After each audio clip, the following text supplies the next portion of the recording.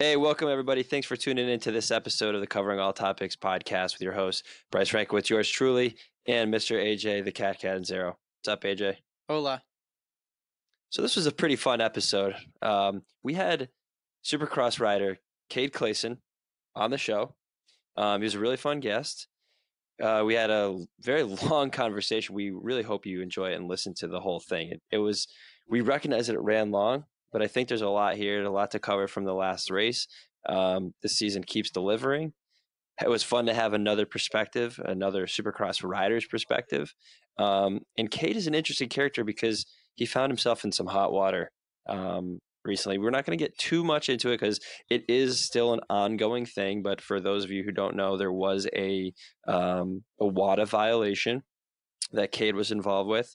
And without muddying it up and respecting his privacy and the whole process with it, we won't get into too much details. But right now, he is currently under suspension, for which he is actively trying to get out of that and make some progress with WADA, the AMA, FIM, and all the parties involved. So just out of respect for that whole situation, we didn't get too deep into that part of it with him. We did cover it a little bit, but it was not a rabbit hole that we went down. So I know he was a topic on our very first podcast when we were talking about Brock Tickle, and he did come up. Brock did come up in this episode as well as Cade, obviously being the guest. But just wanted to get that out there that we did not really dive into that. So we did do a really in-depth breakdown of the race this weekend, which was another great one. And Yep. AJ, do you want to just introduce Cade a little bit more? Yeah, Kate is somebody that I trained with at Club MX for years, and I got to know him super well. And we progressed through the ranks in Supercross together, side by side. And Cade's an awesome kid. We've taken each other out a few times, and you'll hear that throughout the podcast. So it's pretty funny, but yeah, it's unfortunate what he's been involved with as far as the whole WADA situation goes. But it was also cool to have somebody on the podcast alongside us to help break some things down, because he had some interesting opinions on things and looking at things from a different angle. So it was pretty cool. For sure. So we hope you enjoy it, guys. Before we get into the podcast, this week we're doing something real fun. Dave Drake's The Collective Experience is sponsoring a video game giveaway of the new Supercross Live or Supercross 2 game. And for those of you who have followed the podcast up until now, or people who know Dave from the pits, Dave owns and operates the Collective Experience, which is an exclusive fan experience in Supercross where fans have the opportunity to really get down in the trenches with their favorite Supercross riders. So he's actively involved in AJ's program, providing an intern-like experience for AJ, they have a very hands-on experience.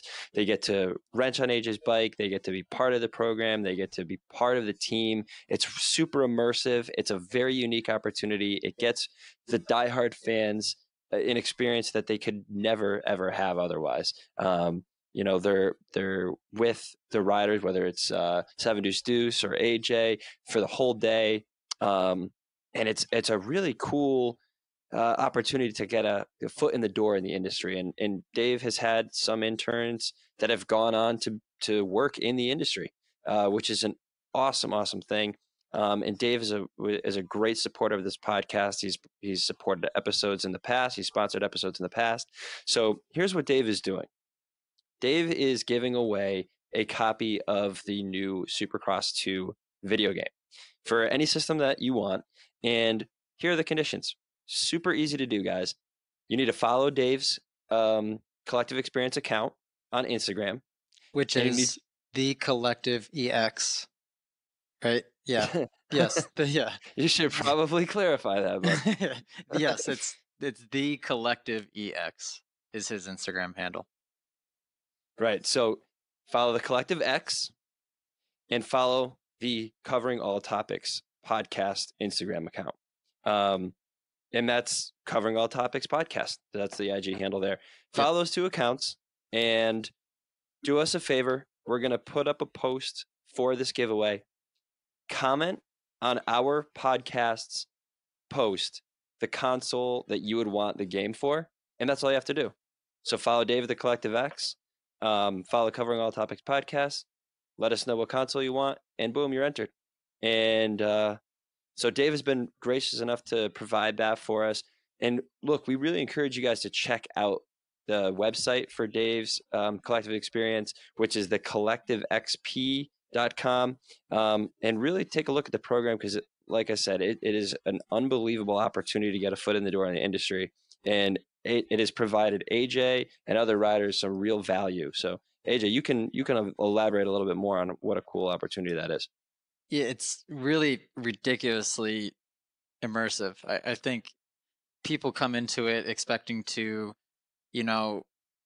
shake my hand, take a picture, get some free stuff, and then go sit in rider seating. But this year, especially, these guys are thrown to the wolves, so it definitely helps me out a lot, which is awesome. But it's an experience for the fans that I don't think a lot of these guys are expecting coming into it. And everyone so far has been very gracious and super, super helpful. And, just it makes it fun for everyone involved. So we've had these guys coming to dinner with us after the races even and debriefing on the whole day. And I mean, they're really thrown into being part of the team. So pretty cool stuff. Very cool. So again, guys, follow the Collective EX on Instagram and Covering All Topics podcast on Instagram. Let us know what console you want, and boom, you're entered. So we wish everybody luck. And without further ado, we'll get into this episode. So please, everybody, welcome Cade Clason. All right, welcome, Kade. We really appreciate you jumping on with us. So thank you very much for taking some time out of your schedule to hop on with me and AJ. How you doing, man? I'm good. I'm excited to come on. AJ asked me last week if I'd come on, and I've listened to a couple of your guys' podcasts, and yeah, I'm more than happy to be here. We appreciate the support, and hopefully we'll have a good conversation. I mean, this season, as AJ and I have talked about so much before, and it's really kind of the buzz everywhere. This season, there's so much to talk about. Every race is just nonstop action and crazy turns of events. Like nothing's predictable. It's kind of like the season we've all been waiting for. Yeah, it's been intense. It's exciting to watch and go to the races. Sometimes it can get kind of boring if the same guy wins every weekend, and that's not what we have in the 450 class this year. And it's really fun to watch, and you get excited because you really don't know who's going to win every weekend. No, we've been making our guesses every week, and none of us have been right yet. We've been wrong every single weekend. No. Think about what I said last week. You remember what I said? No, what did you say? Did you say Webb? I said we're gonna have this. We're gonna have the same guys on the podium as last weekend, just maybe in a different order. And lo and behold, wow! Look at you. And what did I say? I'm sure I didn't guess that. You said Tomac. Yeah, I keep saying Tomac every week. I mean, I'm gonna stick with it. Well, at some point you might have to change your prediction because, and we'll get into it, but something happened, Tomac. Something's going on. Something has to be.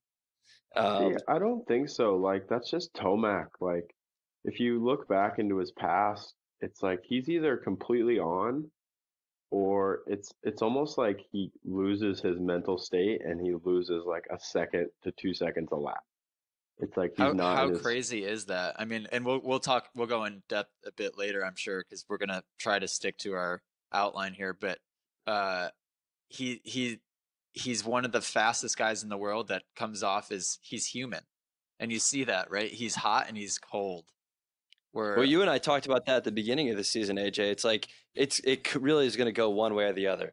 He's going to get out front and just ride the momentum off the motocross season and get out and be out front like he dominated the last Supercross season, or he was going to get in his own head and just kind of tick backwards. And it looks like that's kind of the scenario that's playing out. Yeah, but then again, it doesn't take much for it to just, a couple good laps, a good heat race, a good start in the main, and click off a few good laps in the first part of the main, and next thing you know, he could be back to normal. So. And what is he? He's 16 points down now, so it's a lot compared to where he was going into the race. But at the same time, that's not that many points to overcome. So I wouldn't count him out. I think he's human. And there's been Oh guys yeah. in the past that haven't showed signs of being human, like a Dungy, somebody like that, and it wasn't, I don't think we appreciated how good somebody like that actually was to go out. And I think I said this last weekend in the podcast too, but to go out every single week and be where he was is just unbelievable. It really is. I think this season puts that even more into perspective. Right. It's like, how could you be that consistent? It's crazy. Like when Dungy raced, it was crazy how good he was every weekend. And in my opinion, we're kind of seeing that out of Roczen right now. Right. It's crazy, like they showed it on TV. Like he hasn't been outside the top 5. That's the whole reason he's still in it. He's been, I think his worst finish is like 4th. And that's really good considering where everyone else has been. Obviously, Eli got 12th this weekend.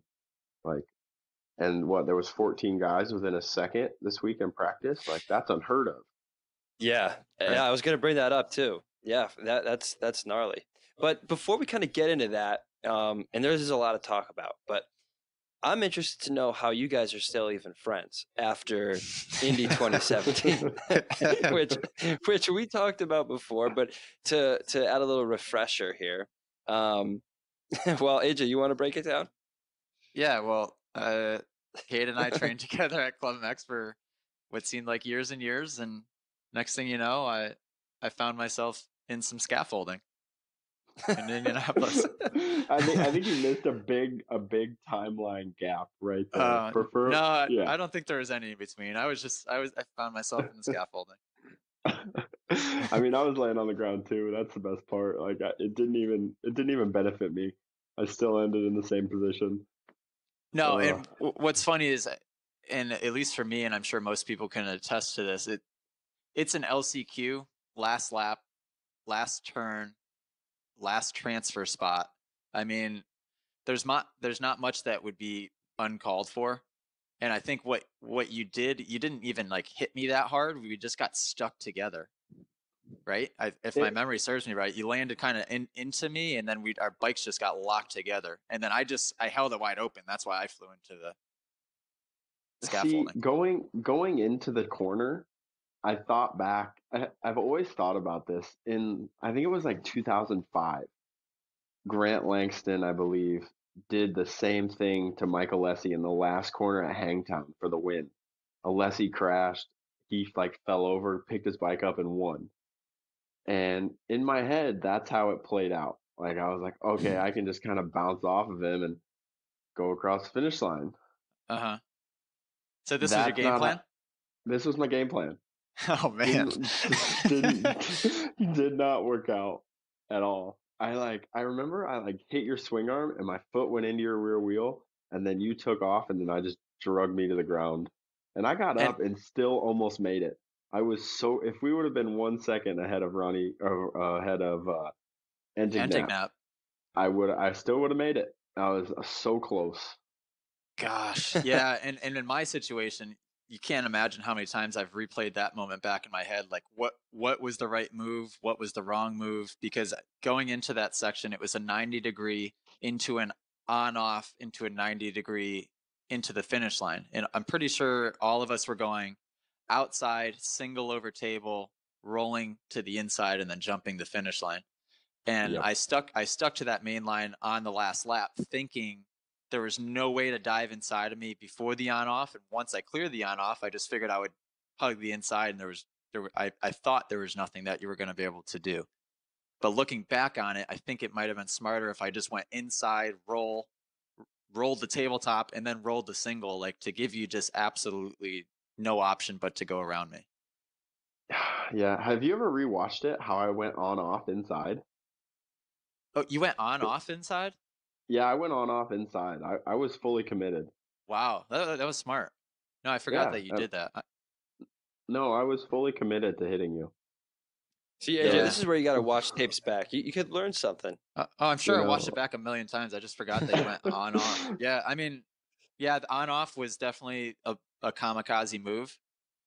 Mm-hmm. Because I was a little bit behind, and I just had to make up like the whole extra 2 feet to try and get a tire in there, and it, like I said, didn't work. I think if I would have hit you with a little less angle, it might have been better. But I hit you pretty teed up. Pretty teed up. Oh man. It's kind of funny that you come on and you talk about this with all the drama that happened this weekend, which we'll get into. And for those listening, our plan is to have Tyler Bowers on for a second episode of the week that's going to be more specific to his scenario, that whole situation. But there was a lot of bumping and banging this weekend, which made for some fun racing, made for some dramatic and kind of questionable decisions. But it's just cool that it all comes full circle with you taking out AJ way back when, and now here we are. Yeah, I mean, we were fine the next weekend. It was nothing I You took brought to me heart. your jersey. Oh yeah, I have it in a frame. It was hanging in my cabin, and it's all wrapped up, ready to move into my new house. It's ready to go on the wall. Mm-hmm. Yeah, so I signed and gave Kade a jersey that said, what did it say? Do you remember? It Please said, don't do this again. Please, because the jersey was super ripped because you got hit by your bike. Oh, didn't you take the foot peg to the shoulder or something? Something. I think my own bike's foot peg hit me in the shoulder once it fell off the scaffold. Yeah. The best part was, like, later that night, I texted him, and I explained my situation, and we were okay. And then I posted a video of two hockey players, like full-blown boxing mid game. Oh my god. And then while they're both in the penalty box, they're like laughing with each other about how fun the fight was. And I was like, that's like a perfect scenario for AJ and I, because we were both just kind of duking it out for one spot. And it just happened that neither one of us benefited from it. But we're perfectly fine afterwards. Yeah, well, same thing happened to me this weekend. So I was in the LCQ, stuck behind a blockade of 8 guys swerving across the track and in my way, and I was just like, get me out of here. It felt like I was in a dangerous situation.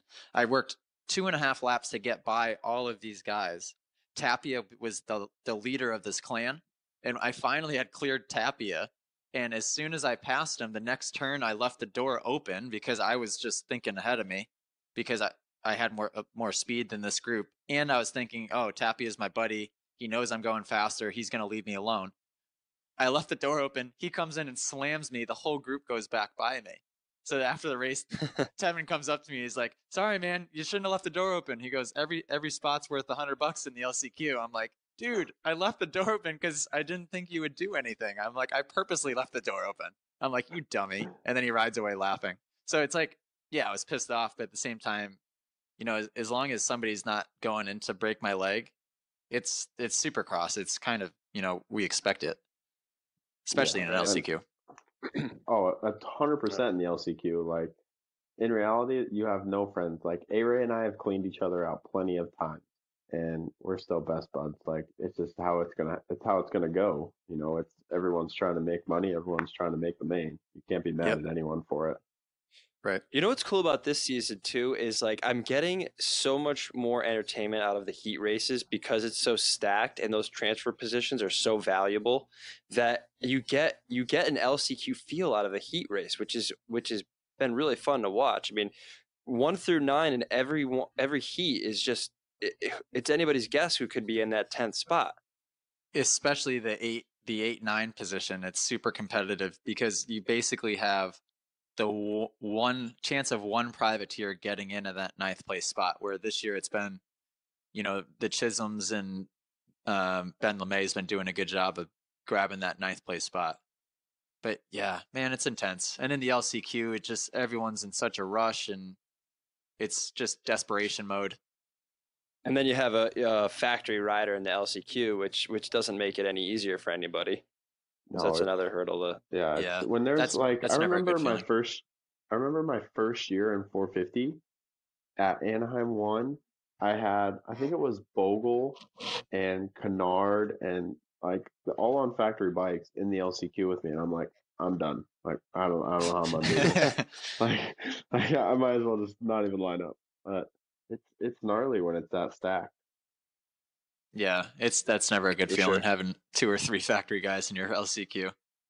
But Well, so Cade, anybody who's followed you and has followed your career knows that you got into a little bit of a predicament a couple years ago. And we talked a little bit before we started recording, and it is a little bit of a sensitive subject for you, and we completely understand. But do you want to give everybody an update on where you are? I mean, I'm sure you're missing riding and racing every weekend, and it sounds like there's some positive things in the future for you. So, do you want to just kind of give a quick update on where you stand? Yeah. I mean, like I was telling you guys, I'm kind of in a good place right now with them. I feel like, Them being WADA? not so much WADA because I've never dealt with them, the FIM deals with Okay. them. Okay. But being the FIM, the AMA has been communicating good with us. The FIM hired some new people, and from my understanding, my lawyer does all the talking with them and everything. That's how they want to do business, and I'm okay with that. It's more professional, and he understands it better than I do.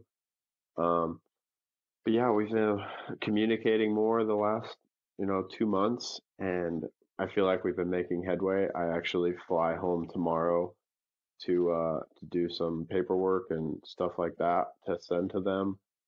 So yeah, I mean, I'm in a good place. I'm hoping here in the next few months, I can have some more answers for somebody about when I know for sure I'll be back racing. But yeah, Did it's they give you a preliminary time frame, or was it a completely indefinite um action? no. So basically, like first offense, you're suspended 4 years no matter what. Like that's the WADA ruling. They follow the Olympic schedule, right? Correct. So yeah. But as of right now, since I haven't had a hearing, it's still I can't think of the word right now, but provisionally suspended, is it? Right. Just because I haven't had a hearing yet. But like people have been confused on why I haven't had a hearing yet, and it's not because I don't want to have a hearing, but we're not arguing the fact of me being suspended or not. We're arguing the fact of why my TUE that I submitted wasn't properly approved. And so we're going through the steps of working with them of trying to get it approved to the best level, because obviously it's more confusing now because they want to make sure that I for surely am qualified to have it Hmm. in case they would change my suspension.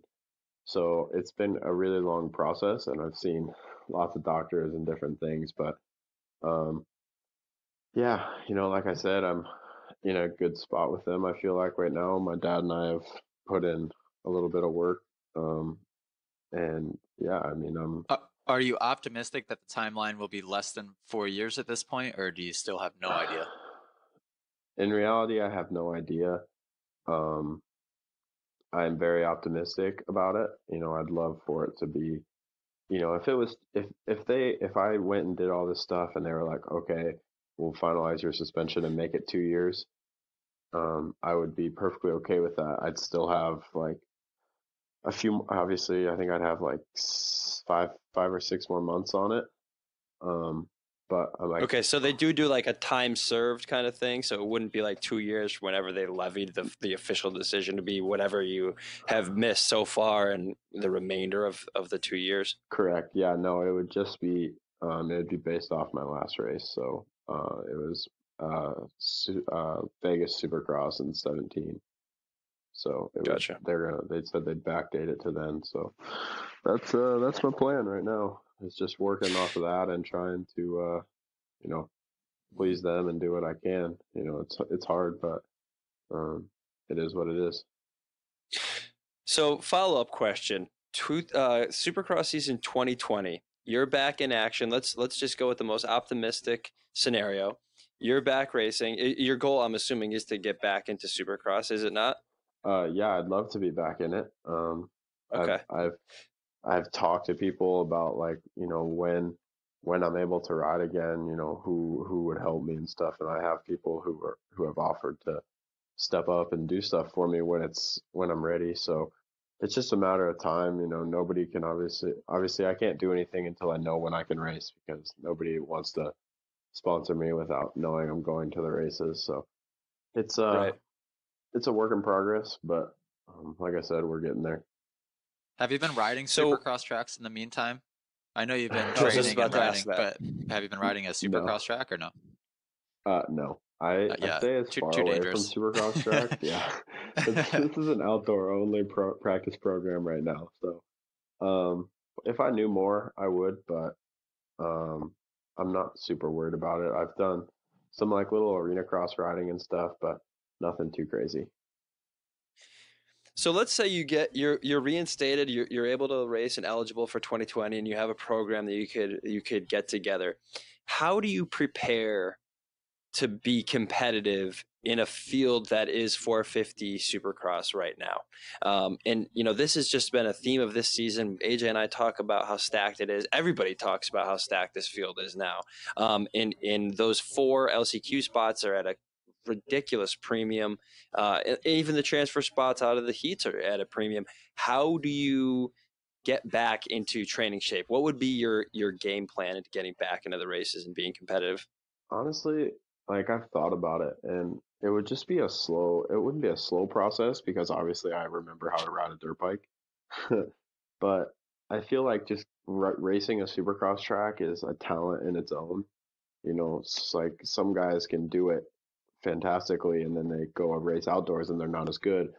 So I honestly feel like just getting in a few solid months of just riding supercross and getting your rhythm back and being as prepared as I can be, but also being 100% healthy come Anaheim 1, because there's nothing worse than coming to Anaheim and being hurt. Um, and then, like, honestly, the goal, honestly, at the first round would just be to make it through practice with no big crashes, because I'm pretty sure I've never made it through Anaheim 1 without a big crash. The one year I crashed on the first and second lap of practice. Oh man, Nice. And then just, I mean, I feel like AJ can agree, like race pace and race intensity is not something that you can practice. And just mentally getting back into that state of racing on a supercross track and being in control before I feel like I would need to be pressuring myself to be top 20 in the mains. Like, there's no doubt in my mind that I could get on a supercross track and go out there and qualify top 25 and do the best that I could. But doing it for 20 minutes is a different story. And I would want to get to a race and race a bunch of heat races, not a bunch, but race the first few rounds before I'd be pressuring myself to make mains all the time.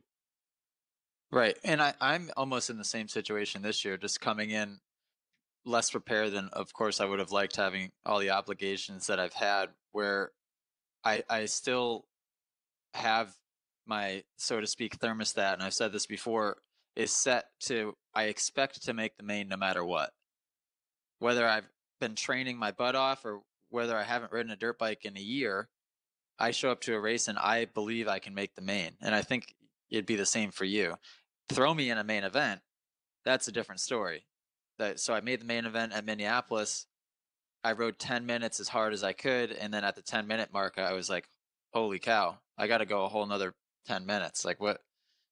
And it's just a different level of fitness. I mean, I'm in great shape as well, and I'm sure you stay in great shape off the bike, but you put yourself at race pace for 20 minutes long, and that's no easy task. No, it's not. Supercross main events are intense and gnarly, and some people just don't understand how gnarly they really are. But it just takes time. Like there's nothing easy about it. You can be in the best shape you want, but you get out there and you make one mistake and your heart rate spikes and it doesn't come back down. Right. yeah, you cannot fake it. That's for sure. Yeah, totally. Yep. Hey, Bryce, do we want to start talking Dallas here, just as far as track, and then go through 250, 450, and kind of go through the breakdown? Sure, and we'll kind of do a hodgepodge because some of the stuff is going to be out of order, but it's relevant because you had You had guys say the track was gnarly. Danny Blair was on Super Race Day Live saying how how gnarly the track was, how difficult the track was. You have Cooper Webb coming off of heat races and qualifiers saying how easy it was, the easiest track. It's easy. It's so easy. So I mean, from your perspective, how was that track? Yeah, so this is where it gets confusing, and I have a fairly good explanation of it. The track layout. Well, because didn't you also say that it was like a ridiculously easy track? Yes, so the layout itself and the way they built the obstacles, if the track was smooth, so if you saw the track when it was smooth, it was extremely easy. So if you were in a 250 practice, pretty much any time the 250s saw the track, with the exception of the main event, this was a really easy track. The thing is, being in 450B group in time qualifying, and then being one of the last heat races to go out, the only time you see the track when it's smooth is the 450 LCQ. When you're seeing this track in time qualifying, it's a disaster. So it looked to be on Race Day Live. So what start out as easy obstacles, the finish line, just going on off in a rhythm, anything simple like that becomes a very difficult and dangerous task when you're in 450B group and the track has just been destroyed by 250A, B, and C and 450A group. So yeah, I mean, that's where it becomes difficult. But then I can see Webb's argument where you get out there in a 450 heat 1 and it's not all that bad, especially you get out there and you see it in the 450 LCQ where they go out and prep the track right before the LCQs. That's where I was frustrated with how easy the track was. I got a bad start in that LCQ, and if the track was a rutted mess, I think with just people making mistakes alone, I would have been able to bump up positions fairly easily. But with the track being fresh, everyone was going pretty fast, and it was just made it difficult for me to go anywhere. It didn't seem like there was a lot of opportunity to really make big moves on that track as far as passes and stuff. I mean, you had some pretty tight racing. Everybody was taking the same rhythm. I mean, outside of Cooper Webb with that quad, I didn't see a whole lot of variances in that rhythm section unless somebody was making mistakes. But could you speak to that? I mean, it did seem like a pretty limited track as far as passing opportunities. Yeah, the one rhythm that kind of followed the first straightaway after the first turn, there was only one way to get through that, fairly basic. The rhythm before the finish line, whether you went outside or in, it would put you on the same rhythm. So it wasn't like if you went inside, it would put you on a totally different rhythm. It would put you on the same thing anyhow. So, and as the track developed too, the more they worked it and then it got ridden in, it actually began to get harder and harder as far as surface, not difficulty. The dirt got harder, more and more hard packed as the night went on. So from first time practice to I didn't make the main event to the LCQ, it was a totally different track. It was soft and rutted and fairly tacky first time I went out, and then it started to get more and more hard packed, marbly, and slick throughout the night. But that's because they didn't put any lime in it this week. LOL. Yeah, well, I don't think they did. I mean, our meeting Saturday morning, they, at least in Minneapolis, they said they suspended the use of lime. To my knowledge, I think the use of lime was still suspended, but in our meeting we talked about their plans going forward of how they're going to use it, and the fact that they will only mix it in the day before. They'll never add more. They're not going to use it in the outside stadiums, or if they do, it will only be used the day before if there's ever rain or anything like that. They're just absolutely not going to use it. See, that's where have you perceived? Sorry, Kay, go ahead. No, like that's where like I feel really bad for you guys. Like everybody whose bikes got destroyed, like, and everybody's bodies who got burned and stuff like that. That seriously sucks. Like it sucks for everybody. Like and I totally get everyone being bummed. But then it's like everyone knew that it was being used before. Like we all knew that they put lime in the dirt when it was soft. Like I didn't know they used it every weekend, but I definitely knew that they used it when it was soft. And in reality, so did 90% of the other riders. And it just, in one perspective, I look at it and I'm like, wow, that really sucks. Yeah, Feld needs to do something about it. In the other sense, it's like, okay, well, we knew it was happening and we didn't say anything until it screwed everybody over. And it's just like that's the part that bums me out, is because it's super beneficial because it does make the tracks a lot better most of the time, I feel like. Yeah, and you're right about that. It's just another one of the things that everyone kind of knew, at least had heard rumor of, and Well, nothing was done. See, I don't think just the outside looking in here. I don't think that it's a matter of whether or not it was known that it was being used. I think what the biggest issue is people didn't necessarily know the effect of that chemical, what it could do to machines, and weren't versed in like the safety precautions needed when handling it, when being around it. I think that's where the biggest the dropping of the ball was. Oh. It wasn't so much in understanding that it was in the dirt. It's one thing to know that it's in the dirt. Okay, yeah, great. Well, there's dirt in dirt and rocks in dirt, but how does that affect the human body when it gets on them when it's wet? Well, that's a whole nother story. So I think that's where the big shortfall was just communicating or having someone aware of what the risks are. And I think that because the riders didn't know any of that, that's the biggest issue. Oh, at least the way I see it. I totally agree, especially because I'm not the smartest guy in the world, you know. Obviously, I mean, I was homeschooled and made it through high school, but like I'm no scientist. Like, and that's another one of my points is I had no idea like what it was capable of either. To me, it was basically sand, you know. Like I Right. didn't know, but after all this happened, like I talked to a few of my friends who know a lot about it. And they're like, "Oh yeah, that stuff's terrible for you." And I was like, "Well, that would have been nice to know 2 years ago when I started racing Supercross, and I knew that stuff was in the track." But like you Right. said, yeah, none of us actually knew how bad it was for us, but we knew it was there. That's the shitty part.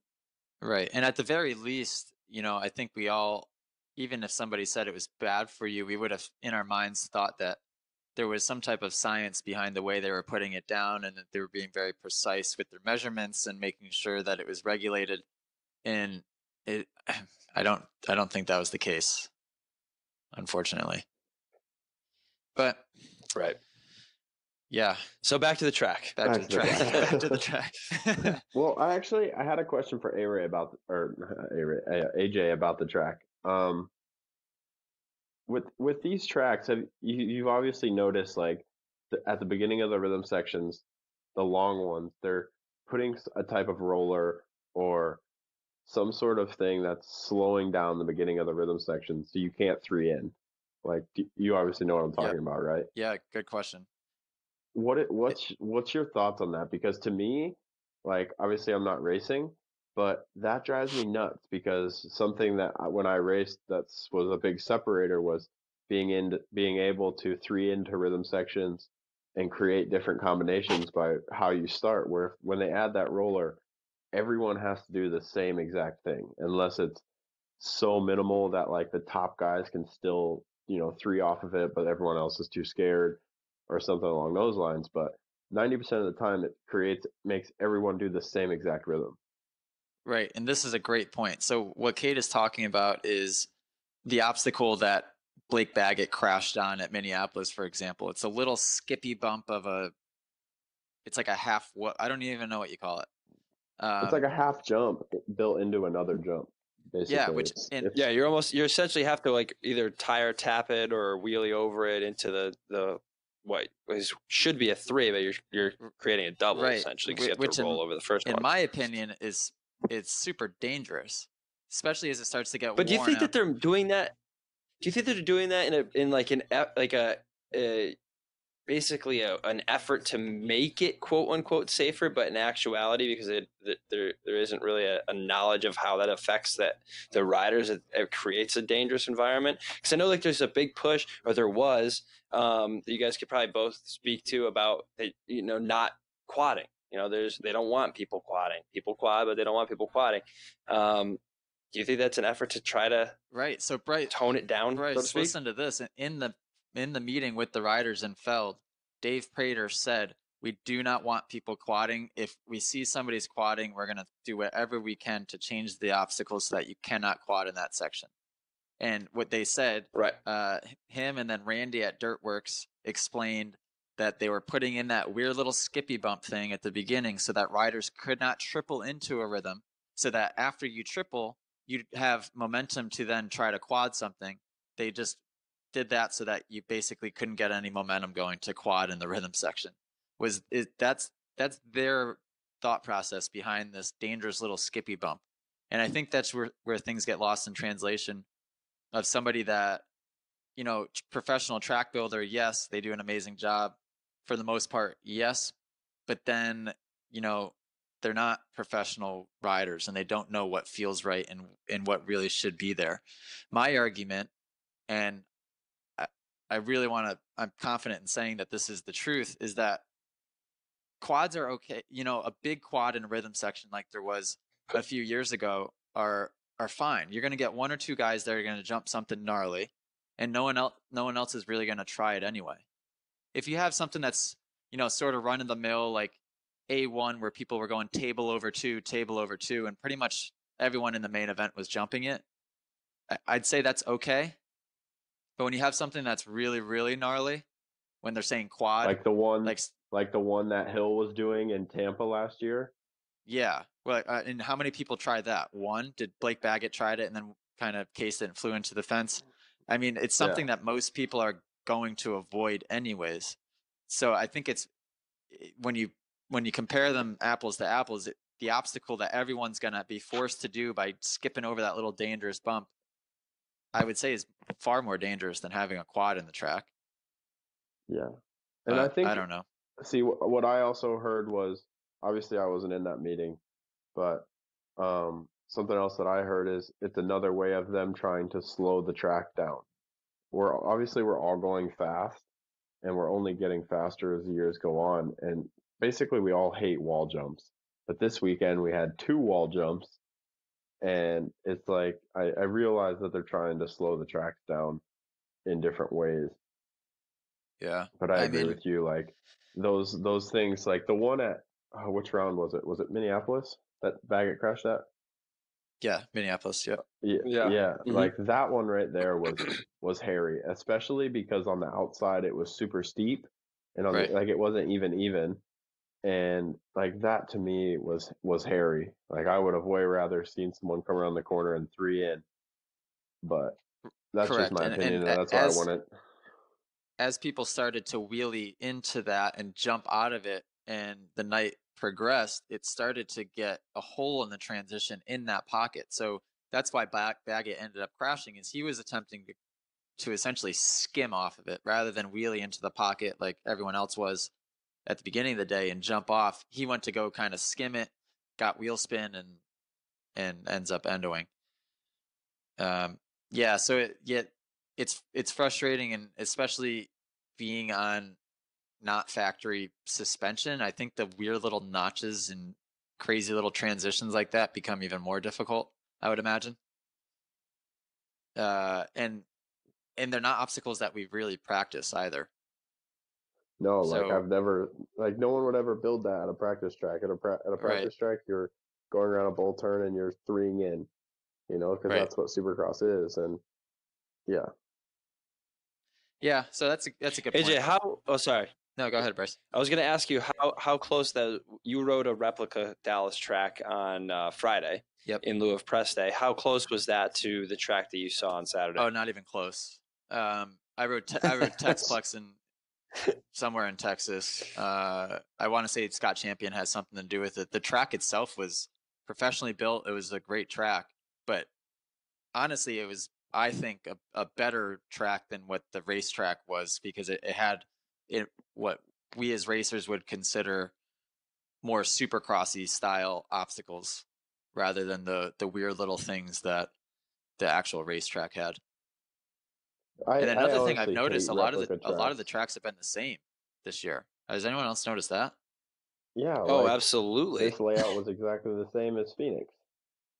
Yeah, I saw something. The rhythms were obviously a little different, but in reality, the layout itself was the exact same.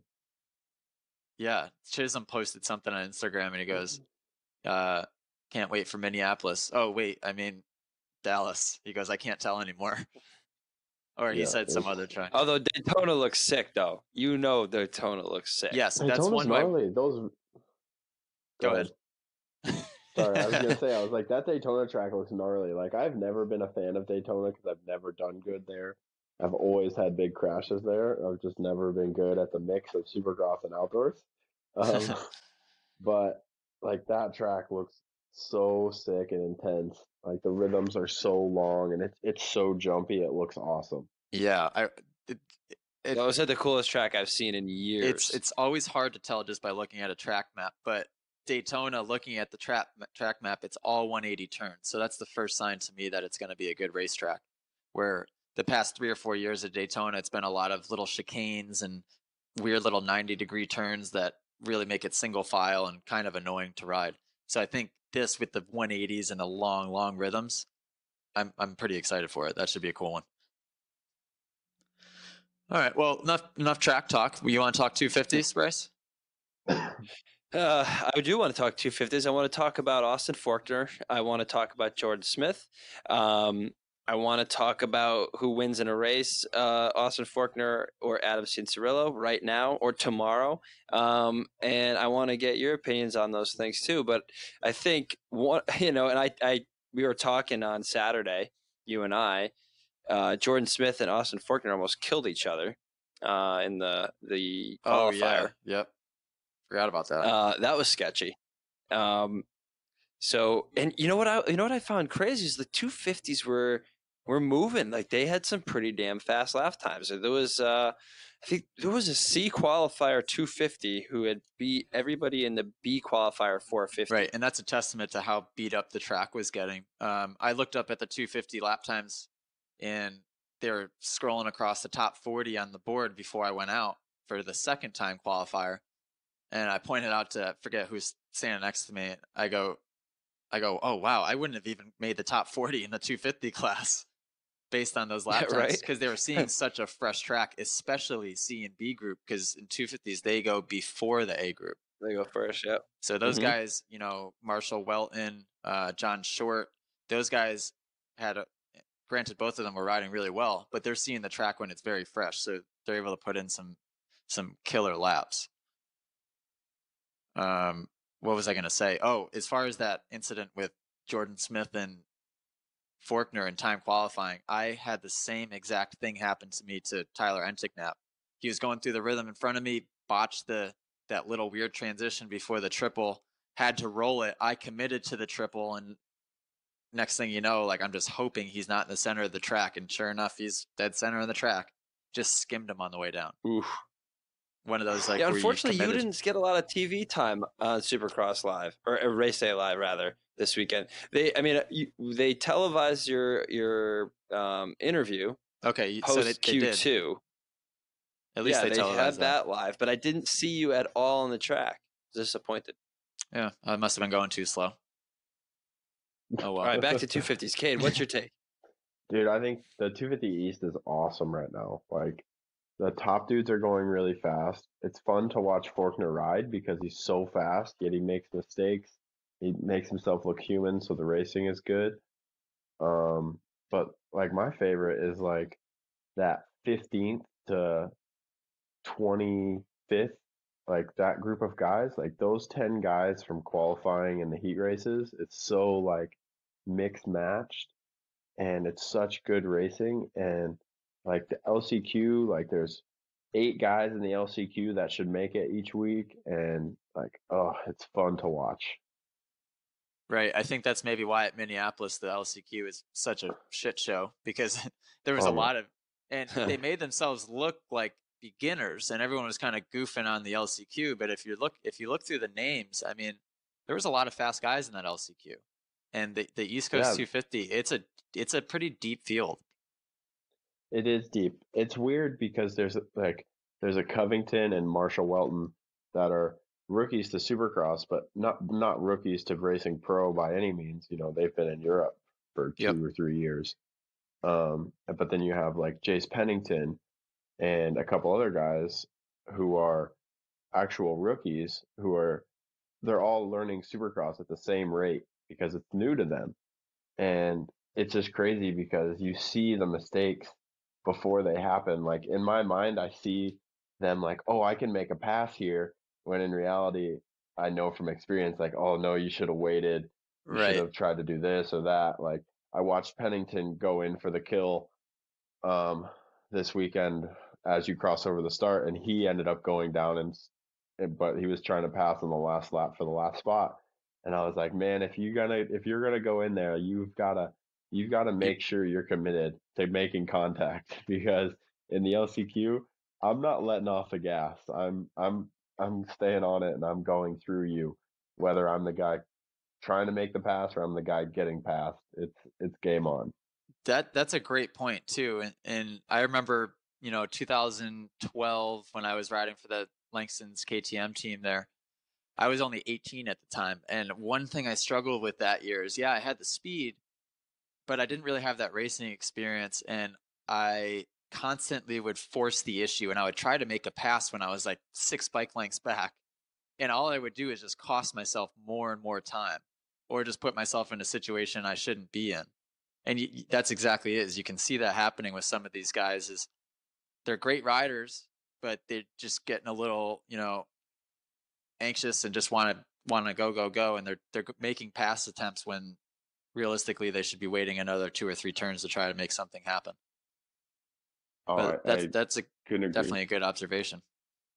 Yeah, it's like a lot of the kids try to ride it like an outdoor track, how you can be so intense, and sometimes you just have to take a breath and try and plan further ahead. It's hard, and I feel like that's something that just comes with a lot of experience. Yep. Now, Bryce, what do you think of? What are your thoughts on Faulkner? Well, he had a couple mistakes in practice. Were very reminiscent of what we're seeing out of Cianciarulo, but he managed to get his act together for the night show, which I was happy to see. So you can tell he's learning from those mistakes. One was pretty costly, or could have been pretty costly, when he hit that tough block off the track and then skidded onto the concrete. Yeah. Did you see that? Yeah, he went from dead center in the lane to 10 feet to the Dude, right. he got so lucky. Yep. He got so lucky. If he didn't clip that tough block, I think and he went like either flat to concrete or off the side of that jump and got bucked forward in some way.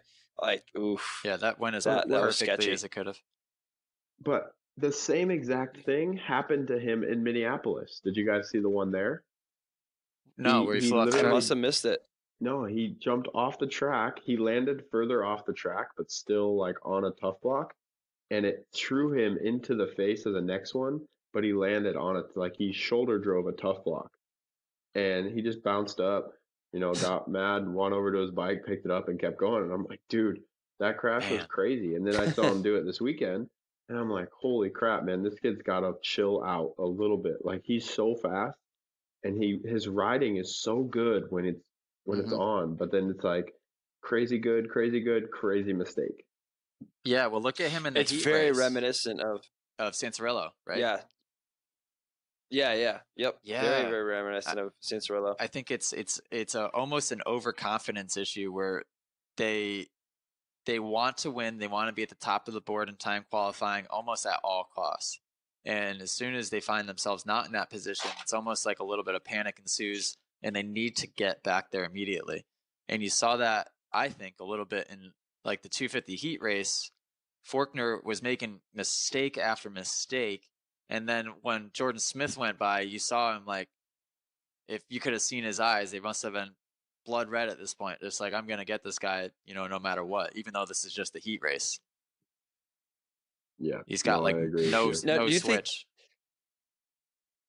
You think Faulkner and Cianciarulo and even Jordan Smith, because he wasn't without some issues this weekend, you put those guys in the 450 series, or at least 250s with as long of a season as the 450s, do you think they make the same mistakes? Because I personally think that this really is a function of they can't play the long game. They have to go out and they have to charge, and especially guys like Cianciarulo and Faulkner who know that they're at the top of the game.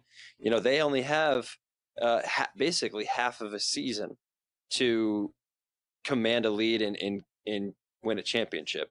And so there is some opportunity to play it smart, but the 250 class, I feel like you have to make a statement, you have to make it quick, and in so doing you could get antsy and make mistakes. Yeah. What do you think, Kade? I mean, 9 rounds for those guys is still a lot.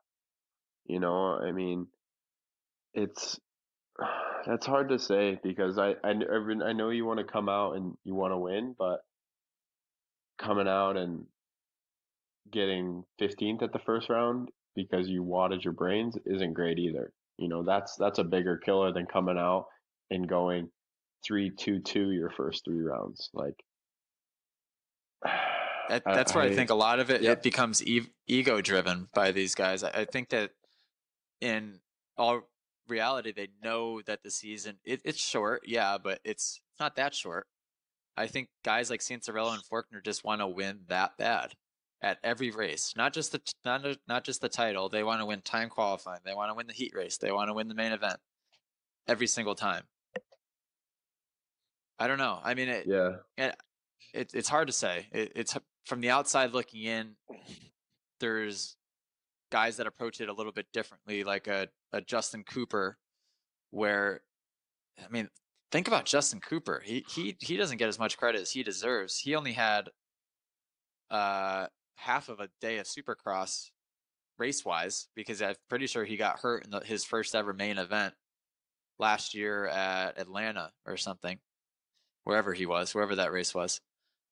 And so he's only got 2 full main events under his belt at this point, and he's just like the definition of cool, calm, and collected. Is he not? See, that's what I think is good. Like, he's in a good position. Like, I don't recall like what place he got this weekend or last weekend, but I'm pretty sure He's both of gone them are 3-2. inside the top 3-2. Yeah, exactly. Like, Yeah. I was gonna say both of them were inside the top 4. Like, he's been there. Yeah, he's second in points. Yeah, he's been there. He's gotten points, and you know what? He's 8 points out of the lead behind Faulkner or something like that. Like, that's nothing. Right. Yeah. Did you just guess that number? Because you're right. Kinda, yeah.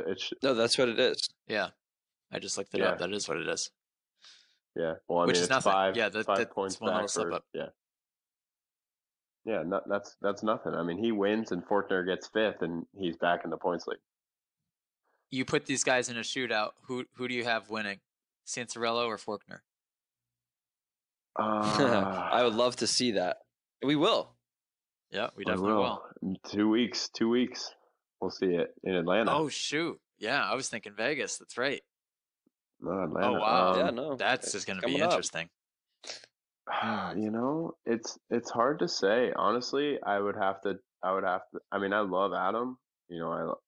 I want him to win his championship, but I honestly have to pick Faulkner right now. Wow.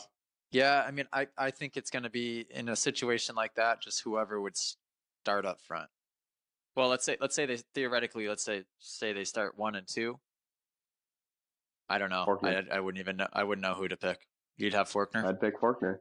I'd probably pick Cincerello. I think I'd pick Cincerello. Just Do you guys have them 1 and 2, regardless of who it is? You have them 1 and 2, because I think they get in each other's heads, and they're and somebody else capitalizes on them battling each other, and they end up 2 or 3 or 3 and 4 or somewhere deeper. 1 and 16. Yeah, I can see. I don't know. I mean, I could see any of the above happening. I mean, I think Faulkner and Cincerello right now have both shown that when facing even the slightest bit of adversity, they tend to ride slightly over their heads. So and Faulkner hasn't even faced much adversity yet. I think he's whole shotted and led every single lap for the most part. You put him in a 6th or 7th place start, and I'm curious to see what would happen. I'm scared that if he gets put in that position, he will be like overly aggressive and end up like making a small, like not doing something crazy, but just like going in for a pass that he can't make and like losing the front end or something like that. Like, I could see that happening. Right. Yeah, I would agree with you. So I'm sure it's going to happen. But he's such a good starter. I know. Him and Adam are such good starters. Like, I don't know what Mitch has done, but his guy, like Adam, has always been a good starter. Austin's always been a good starter. Like they do something right, and it works. What do you think that's about? What do you think makes somebody like that? Somebody like an Alessi, Vince Freeze, even like a Justin Bogle, Sansarillo, guys that seem to always start up front? Dude, I think it's just consistency. Like having such a good little routine, that 15-second routine of getting your mind right and being able to have a good reaction time and knowing how your bike's going to react. Like there's days where like I'm on the gate and I'm like, I got this whole shot. And I've thought that on the line and then whole shotted. And then the Right. next weekend I'm like, oh, I thought this on the line. Like I'm gonna get the whole shot again. And then I try to do the same thing and it just doesn't happen.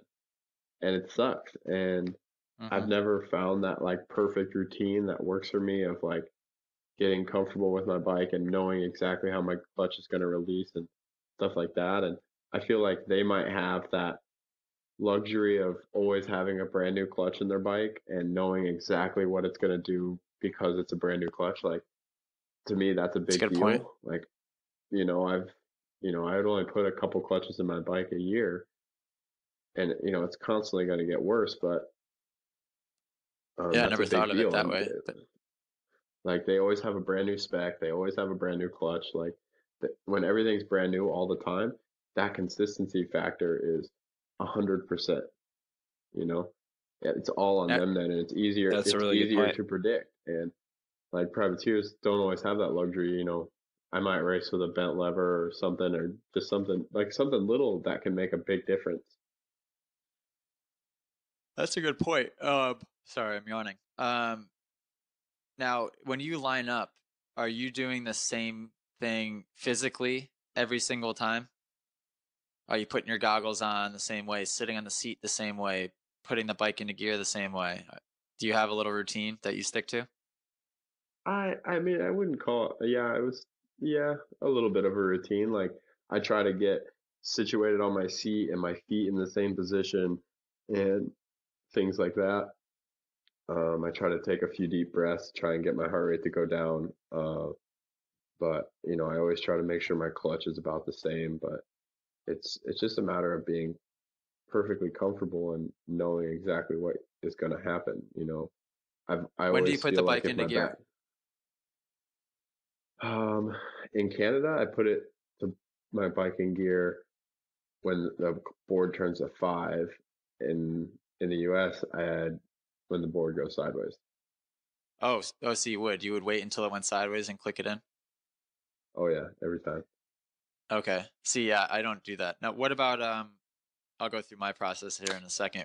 What do you have a mental image beforehand, or do you have a mantra that you're saying to yourself, or are your thoughts different every single time you're lining up? I mean, I'm usually trying to focus on like the first 5 to 10 feet out of the gate, like knowing exactly how I'm gonna react when the gate drops. Like obviously, I want to do the same exact thing, but if I catch the side of the rut or something, like I'm trying to picture the first 5 to 10 feet out of the gate being perfect. Yep. If that makes sense, because that's obviously the most important part. Because if you screw the first 5 feet up, you're done. Yeah, you're toast. Yeah, that's what I struggle with the most is I have the same routine physically that I go through every single time. I'm putting my butt on the seat and kind of shimmying it back so that my pants are pulled tight under me so my pants don't slip. I put my hands on the bars upside down and kind of roll them forward so that my gloves are pulled tight so I don't have any like bagginess in my palms. I pull my jersey sleeves back so that like my jersey isn't anywhere near my hands. I have like a few things that I do physically. I put the bike in gear before the 30-second board goes sideways. So in the main event, when they have the actual countdown thing on the Monster Energy Girls holding, I'll put it in gear at when it's at like 4 or 3 seconds. Okay. When we don't in the heat races, I just kind of I don't count, but I kind of have a general sense of when she's been holding that thing for 30 seconds. I click it into gear before it goes sideways. Just I don't like to be rushed. I like to It's always kind of get when down he starts looking at his clock or his watch for like Yes. a long period Right. of time because he's Yep. about to point at her to walk off the track. Yeah, it's like Yep. most So people, like she's no one would ever know. No one would ever know that except for guys on the gate. Right. So she's holding it up. He'll look at it at first. She holds it up. He stops looking at it. And then, when he goes to look at it again and is staring at it for a few seconds, you're like, okay, it's about to be 30 seconds. So Yeah, that's exactly when I do it. That's funny that you said that. Yep. But the one thing I would struggle with was the mental. I have a mantra. I always say breathe, attack, flow, and then I kind of have like I always say make them work for it. I don't know why I like that, but like it just it You're welcome. that's your deal, right, Bryce? I'm accredited to it. Yeah, I guess. no, that's when it started with you, pretty sure. But I like that one for some reason because it's kind of like don't give up on yourself, just make them work for it. And I'll like yell one time, but other than that, what's going through my head, geez, it could be like, what did I have for dinner last night? It could be, God knows. But then there are the days that I have this inner gut feeling that I'm gonna get the whole shot. There's even times where I'm not confident with the track, and I know I'm gonna get the whole shot. So now my thought is, oh man, when I get this whole shot, what the heck am I gonna do next? It's a very weird feeling, and those are the times where the whole shot comes. It's just something that I know I'm confident in my gate pick. I know that the rut's perfect. I just have this feeling that I can't do any wrong on this start.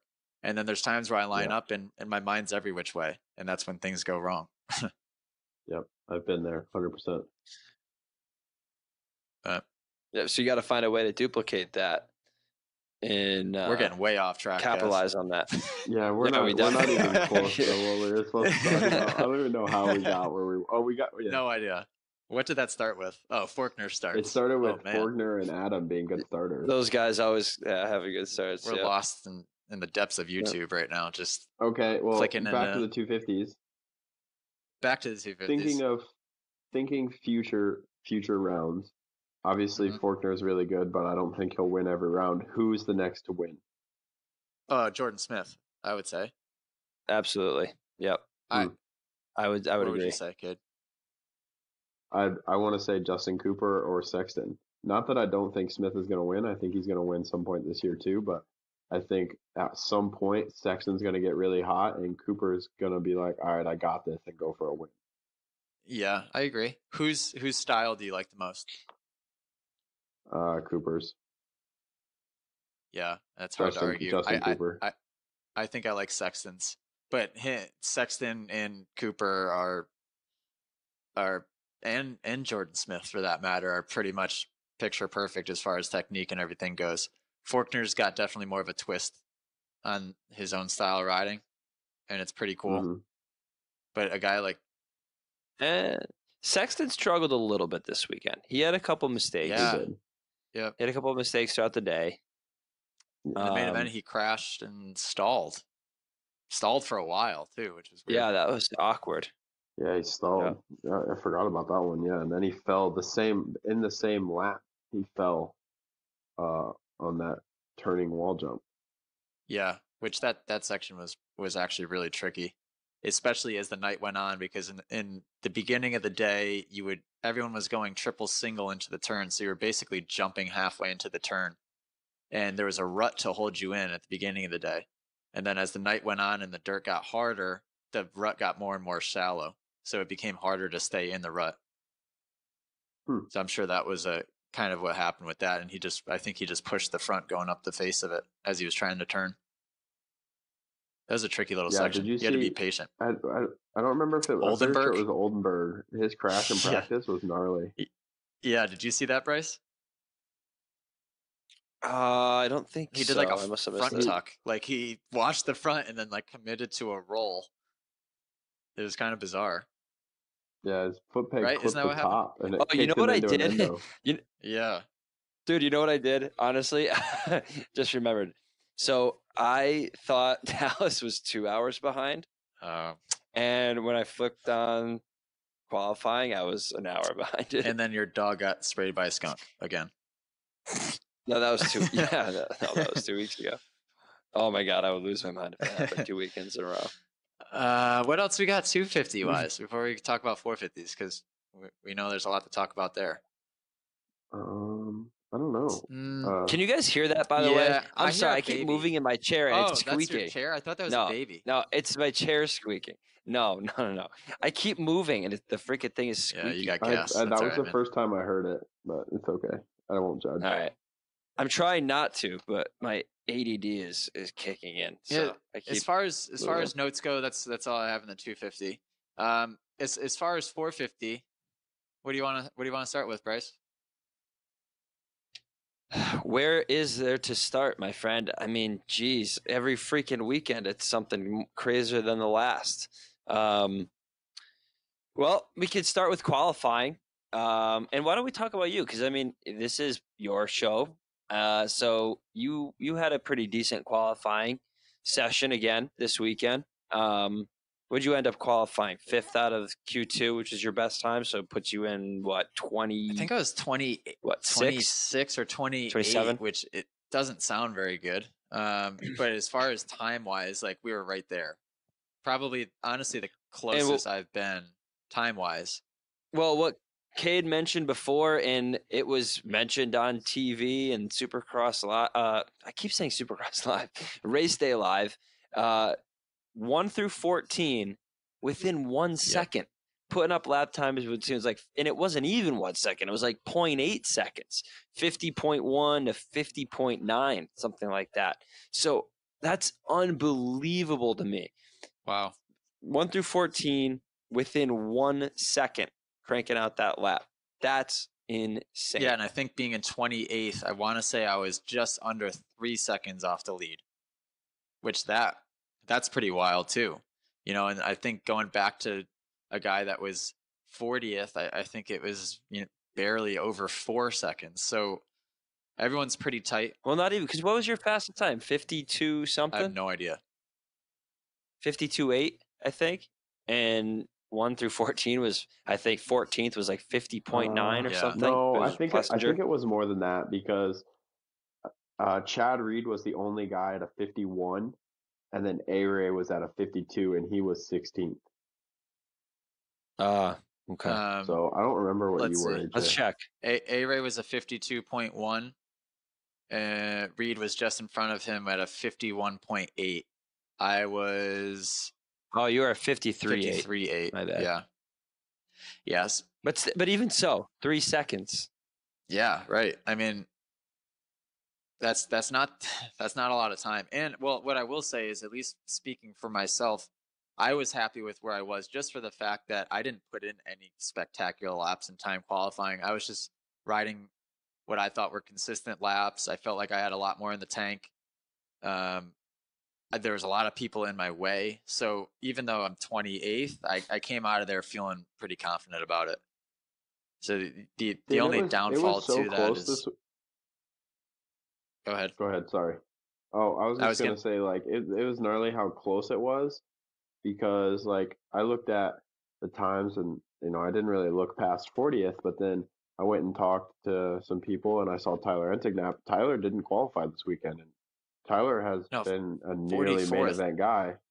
Yeah, right. It's like, if you're off just a little bit, usually it's like, oh, okay, like, I'm off. I qualified 30th. No, like, if you're off right now, like, you don't qualify. That's crazy. Yeah. Well, it really is a function of the track, though, in my opinion, to make it so ubiquitously easy. There's so little points where you can excel over somebody else. I mean, and you just have to rely on absolute perfection. There's not a lot of room for creativity and line choice and to make up those big time difference. Would you guys agree with that? Well, I think especially too in the LCQ, for example, was a good example. So you have like Ronnie Stewart qualified 36 with a 55.1. I mean, that's 54. He's 1.4 seconds off of my qualifying time. I was faster than him all day, and then he makes the main event. I get 12th place in the LCQ because I'm stuck in the back of the pack. It really became a matter of getting a good start and just being able to put in your clean laps. 39th and 40th in time qualifying. Cheyenne Harmon and Casey Brennan, both guys that made the main event last weekend, are 39th and 40th. Pretty much almost missing the night show. Van Martin didn't make the night show. Michael Caden. I mean, these are guys that usually, I would say, consistently get in there. And it's also a case of it's a deep field. I mean, privateer wise, look at names like Gardner, Brees, Entignap, Politelli, Martinez, Champion, Herline, myself, Dylan Merriam, there's a lot of fast blows. There's a ton of fast privateer guys, and they just I don't know if it's been like that in the past. Yeah, it definitely adds up. It sure does. Where the heck are my notes on this computer screen? Well, the big one I had was Tomac with a bunch of question marks next to him, and we kind of touched on that already. But you want to add anything to that, Bryce, and your thoughts, or I would. Do you think he's hurt? Do you think it was just a mental brain fart? I don't know, but it'd be one thing if he started deep and he just couldn't make a pass, but he started deep and he lost positions, which is unlike him, you know. So and even Ralph and Ricky were saying, you know, what's going on with Tomac? There's got to be something wrong, and they were looking for bike issues. They were looking for mistakes that would indicate a bike issue.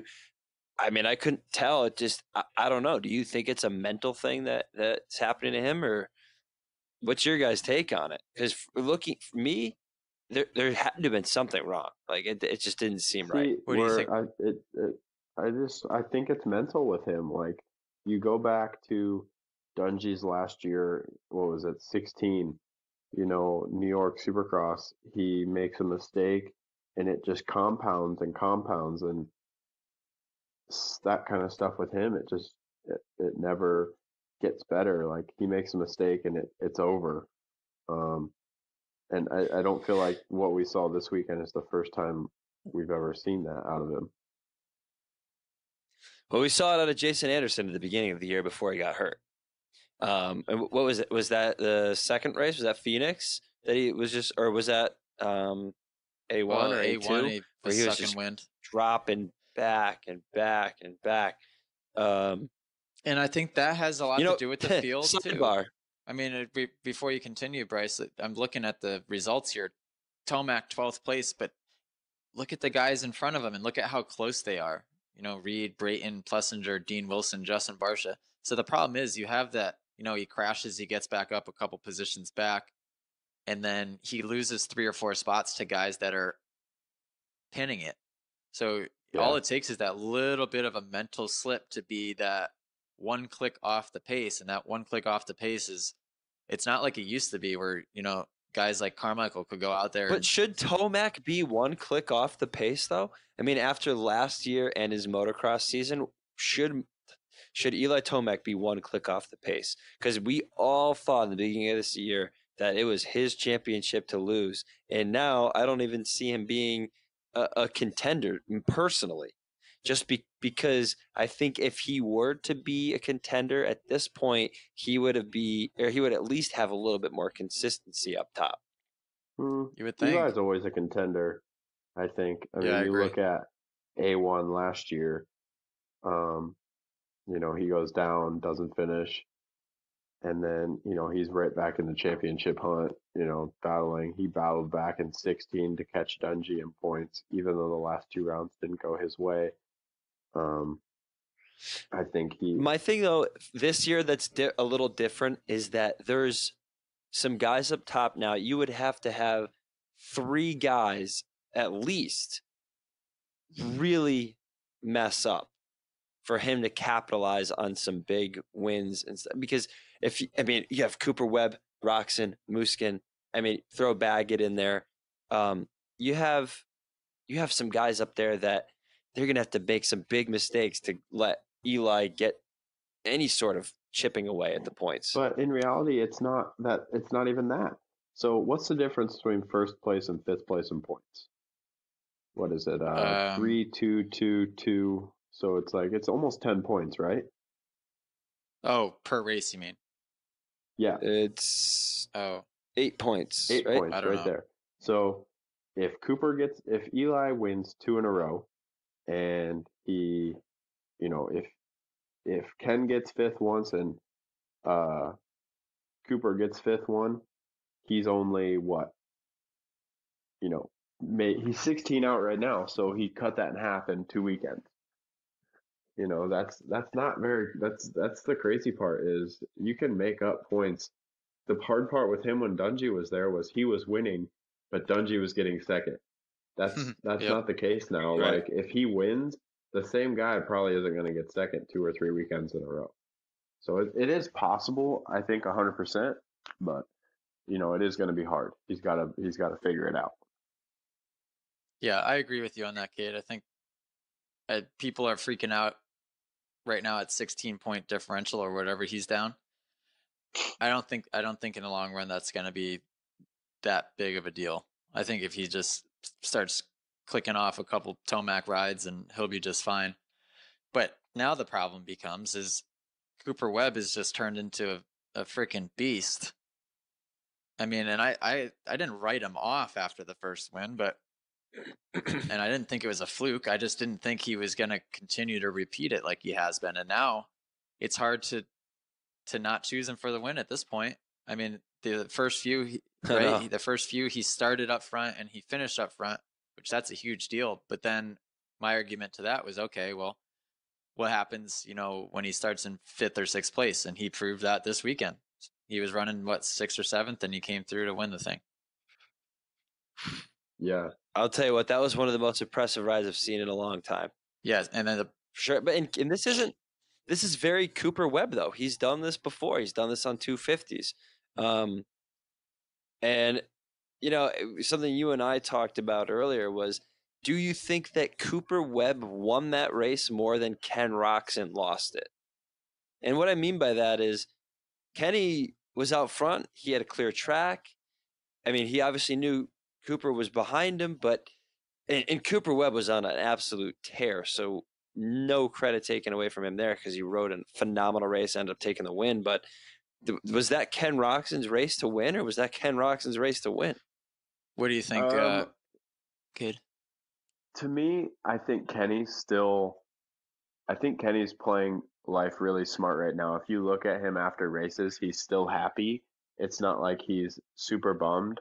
I honestly think the way he's riding, he's not riding to, like, he's obviously riding to win, but he's riding to make it to every single round.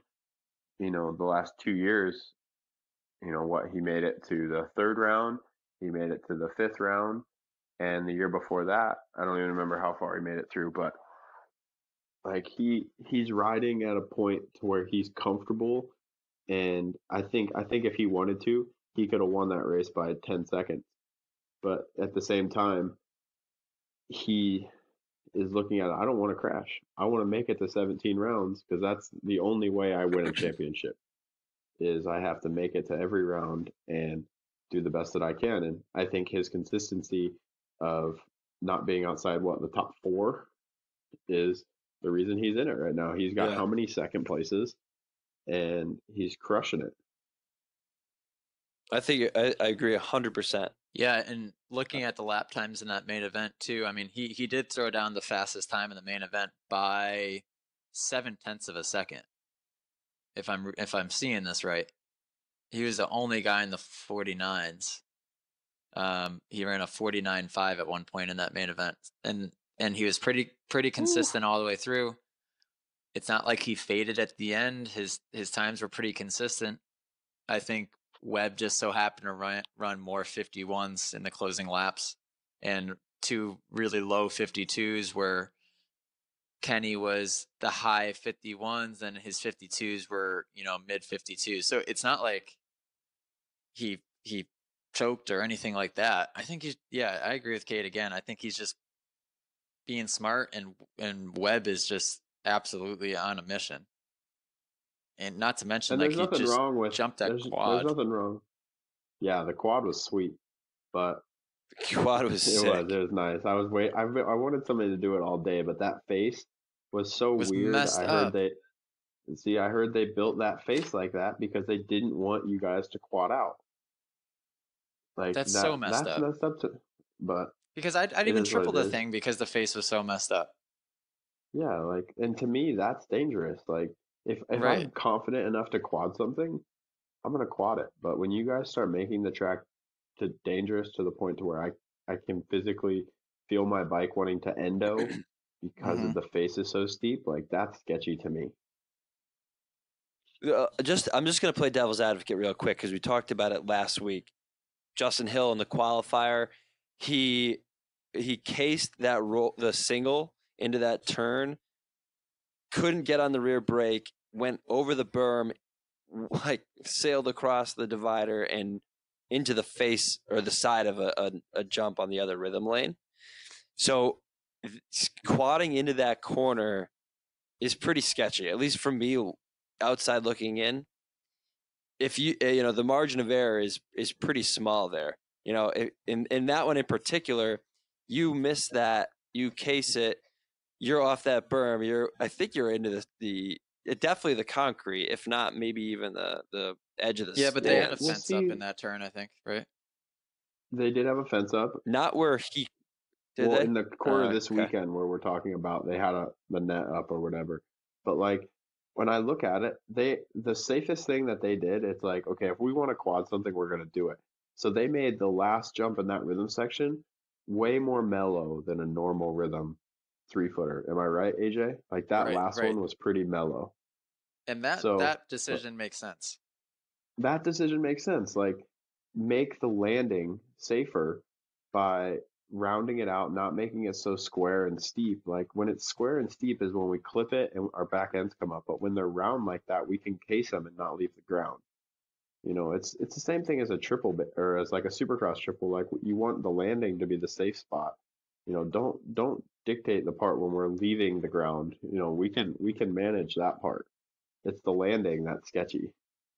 Yeah, and my argument to Bryce playing devil's advocate there would be what you're doing is you're turning a potential quad that you think is dangerous into a triple that's now dangerous for everybody, because now you have 3 guys that would have jumped that quad and you think it's going to be dangerous for those 3 guys, but now you have 90 guys trying to triple this triple jump that it now has a face that's all types of sketchy.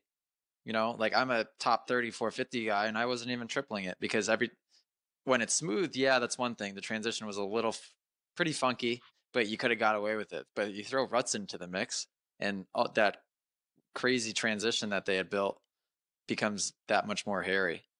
And these are all things like, we'll talk about this more with Bowers as far as what we're speaking with Feld and Dirtworks in these meetings week to week. These are things that we're talking with them. I will say that this week, this was pretty funny too, because I love Tapia. He cracks me up. This is right before the last time qualifier, right before A group goes out. And the takeoff of the finish line is mangled. It is totally destroyed. You have ruts coming all the way out of the turn there was 3 rollers to start. They took out one of the rollers because it was so rutted. So that was a smart decision by them. The face of the finish line was just ruts foot peg deep all the way up. And really it was dangerous when it didn't really need to be there. All they had to do was go in, clean it up with the skid steer, and you would think it would be a pretty quick process. So what Tapia did is right before A group went out, he went over to Dirtworks and said, hey, that finish line's really dangerous. You think you guys could just clean it up really quick? Normally they would have just blown him off and never done anything. They put practice on hold I timed it. It took 2 minutes. They took the skiddy out there for 2 minutes, fixed the face, and everyone's a happy camper, because what was once a dangerous section for no reason, now is just a cleaned up finish line face, and it still got reasonably rutted, but it was nothing too crazy. So I would say good on Dirtworks for doing that, but you would think that'd be something that's a no-brainer and they should do all the time, right? Yeah, the hard part is Think. the only time they can do it, and I know it sucks to say, but they can't really change stuff between A and B and between B and C. So they really have to run 3 practices Right. at least before they can do anything. And then they start cutting into the time in between the actual qualifying 1 and qualifying 2, or practice and qualifying, because when they do that, then they're running out of time to prep the whole track. And I get where Yep. you're coming from too. It's a safety thing is one, and prepping the track to make it evenly fast for everyone is another thing. But yeah, I would And agree this was that if perfect. something's good, This was perfect go timing ahead. to do it as well, because after the 250s got done, they were interviewing Forkner, I think, who was fastest time qualifier, And while they interviewed him, they took the 2 minutes to go out and just fix that face right before 450 started. The 450 group started their session. So that's something I think they should pick one of the questionable sections and do that. Take the 2 minutes while the guy's getting interviewed and make that happen, because that one little section almost changed the dynamic at the track, because you at least had one place where you didn't have to worry about dying every lap. Yeah. No, you're right. And in reality, most of the time when guys crash, it's not a factor of like how hard the track is. Like, it's usually not like, oh, I'm jumping this huge quad and I cased it and crashed, or I did this 3 in and crashed. It's usually a fact of, oh, I spun in a rut and endoed, or something along those lines from the track getting gnarlier. And just like you said, like if they can make it safer when we're trying to send it, that's one thing. That's more important in my eyes than us not quadding in a rhythm section. Hey, and one thing I want to bring up, and we'll cover this with Bowers in tomorrow's podcast more, and fans don't get to see this. They made they made 3 track changes throughout qualifying Between first, and yeah, didn't let anybody know. Yeah, after the finish line. And that almost got Barsha killed. They turned, so after the finish line, they turned the Budds Creek like little doubles around the turn into rollers. Okay, that's fine, because you're simplifying a section. Should you let people know? Yeah, but they didn't, and it was actually easier. So that's no worries. The section before the finish line was 3 rollers that you had to tire tap. They took away the 3rd roller, so now it's just like a little double going in. Again, and they did that. Did they do that in between qualifying and the heat races? No, they did that in between the first-time qualifiers and the second-time qualifiers. Okay, are you sure? Yeah. Because I swore they did it before the heat races, and I was like kind of mad in my head. No, I'm pretty sure, because I remember attacking the finish line pretty hard in the last time qualifier. Okay. Cool. I'm pretty sure, but nonetheless, they didn't tell us. But at least it was an easier option. It's not like they added in the roller and didn't tell us. But then, after you take the first turn, or you hit the finish line, you go left through the rollers, and then you hit that jump going across the start straight to double in across the first turn there, they turned that ski jump into a little mini wall. So did you guys see Barsha first lap in that time qualifier go out and almost freaking kill himself? It's because no one knew that was a wall yet. So they went out and built that into a wall, and he went to go double in like normal, and he almost endos his brains out. That gets me mad. Well, see, AJ, was that something that you and I talked about off the air, or is that something we talked about on the podcast last week about how difficult can it possibly be to have like a communication protocol that Dirtworks or Feld communicates this stuff to the guys in the pits, whether it's team managers, whether it's mechanics, the riders? Like how difficult can that possibly be? I mean, that's a rider safety issue that you'd think that would be paramount to them. Just have the AMA guys that, like, when we're lined up, just say, hey, kill the bikes for a second. Oh yeah, guys, just want to let you know the ski jump, it's now a wall, so just be careful. All right, cool. Fire them up. Okay.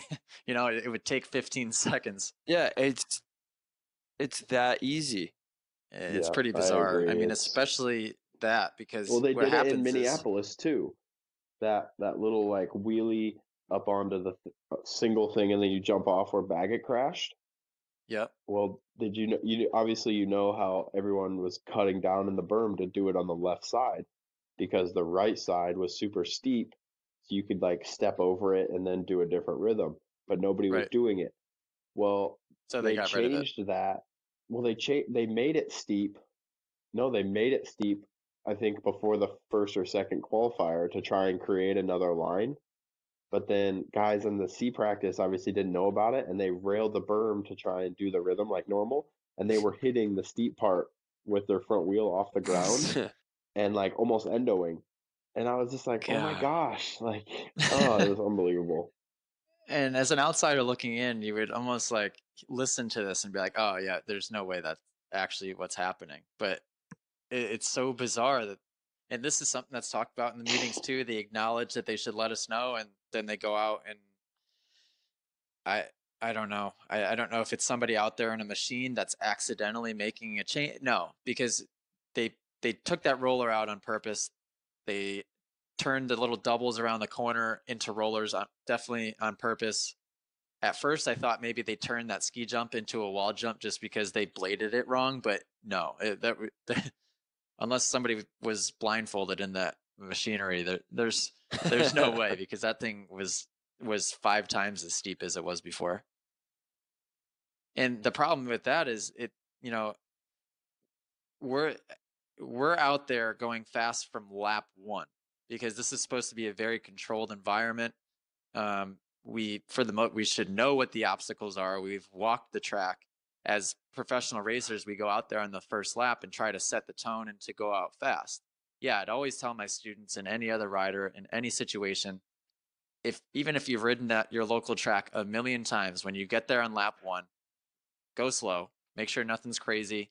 Make sure there's not a freaking cow walking across the track. You don't know. Just do a slow lap and roll.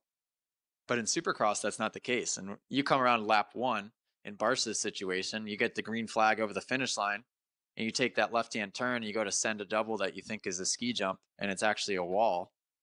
I don't need to explain why that's pretty darn dangerous. Yep. We're getting off topic again, guys. I mean, it's okay. Well, let me bring it back, because AJ, last week we did our whole episode. We wrapped. We're like, wait, was there anything else we wanted to bring up? Nope, we're good. And then 10 minutes later, after we published, we're like, oh my God, we never mentioned Jordan Smith and his issue on the line with the rear wheel. So I'm sitting here, I'm thinking, like, we can't miss talking about Zach Osborne. He's back this weekend. Had his share of mistakes and issues, but he looked pretty good considering he's been MIA for the first few rounds. Yeah, really good and aggressive. I think he'll be a factor. I think he was put in some kind of crappy situations this weekend, and he wasn't really up there, so he didn't get a ton of TV time necessarily, but I was watching him time qualifying. He looked fast. I mean, Zach's aggressive. I think he'll. What do you think, Cade? I would say he'd be on the podium a couple times before the season's over. Oh yeah, I'd say once he gets like in the swing of things, and once he gets going, I think he's a 1st to 5th place guy. I say now, this weekend, I thought he was like a 5th to 10th place guy, just getting out there and getting the flow. I don't know if you saw his crash, but he definitely landed like on his shoulder. And I mean, I don't know what actually ended up being wrong. I saw that he was fine and ready for Detroit, but I mean, I'm sure he crashed and was like, track's getting gnarly. Like, I just fell on my hurt shoulder. I'm not going to finish this main. But he DNF'd it. I think I'm looking at the results here. I'm pretty sure, right? Yeah, he did. Yeah, he DNF'd. Yeah, he did. Yep. Yeah. So I think this weekend he comes out. I think he's a 5th to 10th place guy. I mean, he qualified like 4th, I'm pretty sure. So I mean, I think he'll do really good once he's in the swing of things. Yeah, I would agree with that. And I agree. Yeah, he wasn't on the radar much this weekend, but I mean, even looking at the lap times now, as I click in, before he crashed, he was moving. Yeah, he was running 50s, and he was running same times as the leaders first couple laps. Yeah, he'll be up there. A couple other things I had in my notes, Bryce. Well, we definitely. I mean, obviously, we can't forget to talk about this. The last turn pass, but I also, of course, a fan. Somebody messaged me on Instagram and asked me a pretty cool question about the finish line as far as where the finish line actually is. They asked about the transponder situation. They asked, why isn't there some type of photo finish camera? And they had a really good point. Right. It was a great question. I wish I could read this word for word. But that's a good point, because as riders, a lot of the times, I mean, we charge off the finish line just assuming that that's a safe bet, just charge off the finish line, take off all the way up. But typically where the transponder is buried under the ground, where this line is I'd say normally at the beginning of the takeoff or halfway up the takeoff. Am I right, Cade? Yeah, usually there's like chalk marks in practice around. It'll be like where the chalk mark is where the transponder line is, and when you walk the track, you can see where the pipes stick out of the side of the jump. But yeah, I would say usually about halfway up the face is where it is. And do they have chalk mark going all the way across the face or just in the corner somewhere? Because I've No, never seen just like little dashes. I'm pretty sure, like on the side of the track where it is. I Oh. always, just for practice, I don't think they re-chalk it once we know where it is. Now, part of this I don't guy's know. question was now, because my answer to his question was, well, it's all transponder based, so you don't technically need that line, that white line going across that's marking the finish line, although that would be a nice visual for us riders and for fans for that matter. But then he said, well, it's fairly likely that the transponders go out. It does kind of happen all the time. What then? What if you have a photo finish like that and the live timing was shit in the bed? That's a Where great point. where's the finish line then? It's got to be the I'm, top of the finish line so you could actually it's see. got to be the Or top. Yeah.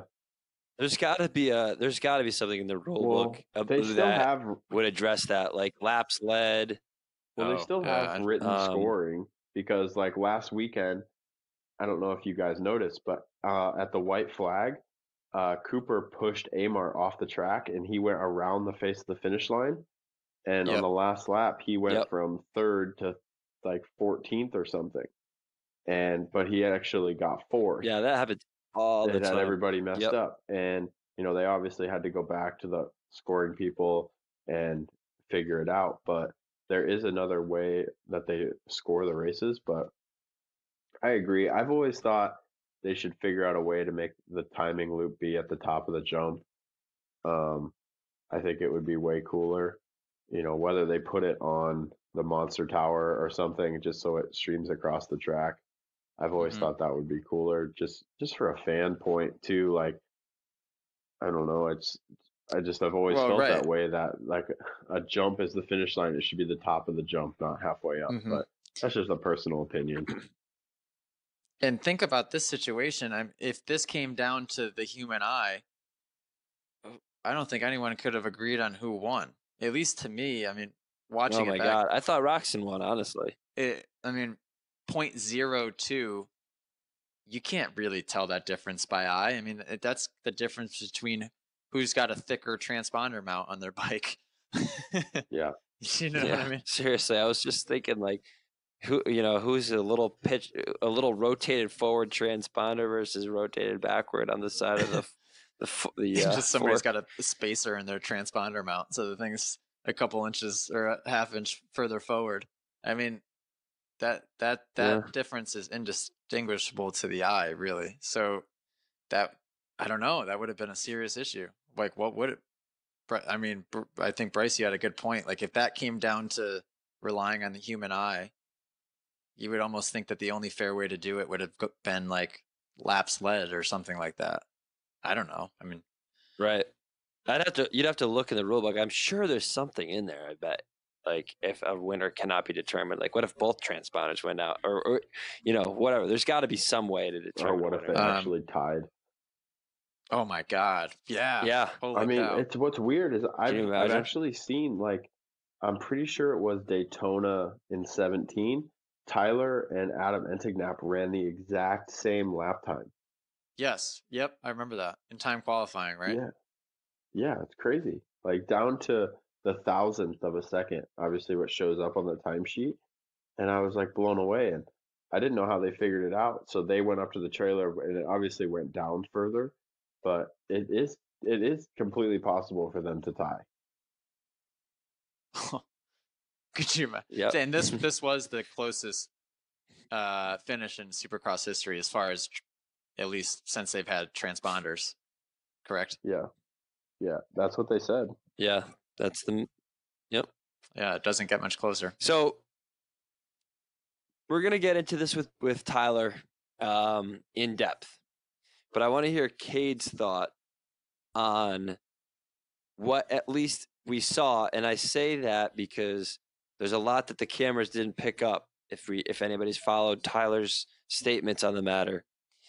What do you think, based on what was shown on TV about Tyler's past or lack thereof, on Justin Barcia?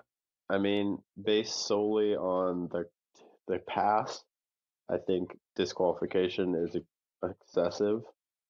You know, I've cleaned AJ out harder than that. True. But true, yeah. But you know, like you said, not everyone knows what else happened. I don't know. Everyone knows that Barcia can be kind of a hothead. Everyone knows Tyler can be kind of a hothead. So in reality, no one knows every inch of what happened and who said what to who. And, you know, sometimes it can be being the first guy to get to the AMA ref to voice your opinion can make a big difference. And in reality, no fan knows that. Like, no fan actually knows what all happened. And, you know, some people are going to hate Barcia for probably complaining to get him DQ'd. Some people are going to hate on Bowers for cleaning him out and then complaining that he got DQ'd. Like, I don't think he should have gotten DQ'd based solely on the takeout. But that's just my opinion. So what do you think a more appropriate punishment would have been? Maybe just a last gate pick, something like that, dock a few positions? I mean, man, we're racing Supercross. Like I said, I've cleaned AJ out harder than that. Like, no offense, but like for that takeout, like he came in hot. Barcia is a good enough rider to know that he was there. He could have stood his bike up and just barely gotten tapped. Like, Barcia's just that type of guy that's not going to let off. And in reality, he didn't let off. And Bowers, the reason Bowers tucked the front is because he locked up the front brake at the last second. Like, he was attempting to stop while Barcia was still on the gas, and they made contact, and then they both went down. And the reason Barcia's bike flew off like that is because Barcia he kind of pinned it and whiskeyed, so it over-exaggerated the look of the crash as well. AJ knows what that's all about, whisking into the tower. Yep. You know, I don't think that. I mean, you look at what I think it was Oldenburg did to Alex Martin, like basically almost the exact same thing, not quite to the same extent, but nothing happened to either of them.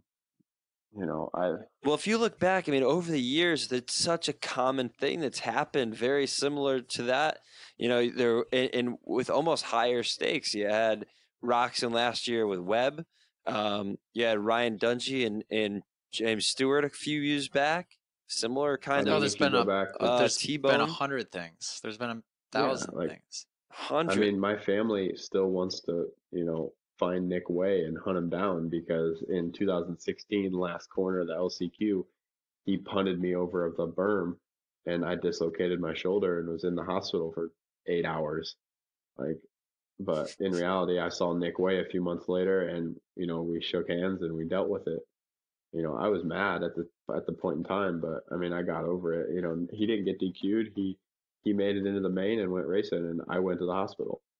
Like, it's just how it's how it goes. And there's some people that will argue that it would become the wild, wild west if the AMA doesn't crack down on this type of riding. But I would argue that that's not the case, because I think as riders, the last thing we want is a target on our back. And I think people know, for the most part, where to draw that line. And I think that in most cases, if there's an excessive takeout and payback is in order, once that payback is handed back to the dude, it's most likely going to be settled at that point. I don't think it's going to continue to go back and forth for eternity. I don't know. And the problem here is consistency with these calls, and there is none. It seems to be like they're emotional based decisions from the AMA, and I know we'll go more in depth on this, far more in depth tomorrow with Tyler, but I'd be frustrated. Tyler's in a weird position because, you know, if you go back to the year he rode for Pro Circuit, at Anaheim 1, he cleaned out Osborne and Zach broke his thumb or something like that.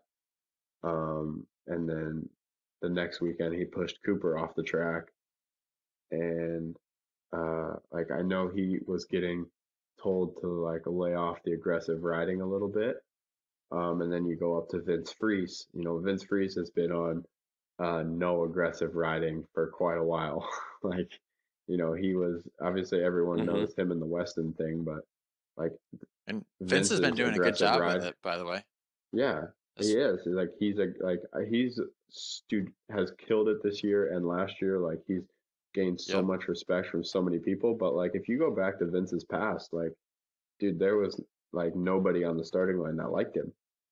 And you know, I think they did a good job of, you know, telling him like, look, if you keep riding this aggressive, you're going to get in trouble and you're going to get fined, you're going to get suspended for a round or two, like, and you know, stuff like that I can understand when guys like take it overboard and are consistently doing something crazy.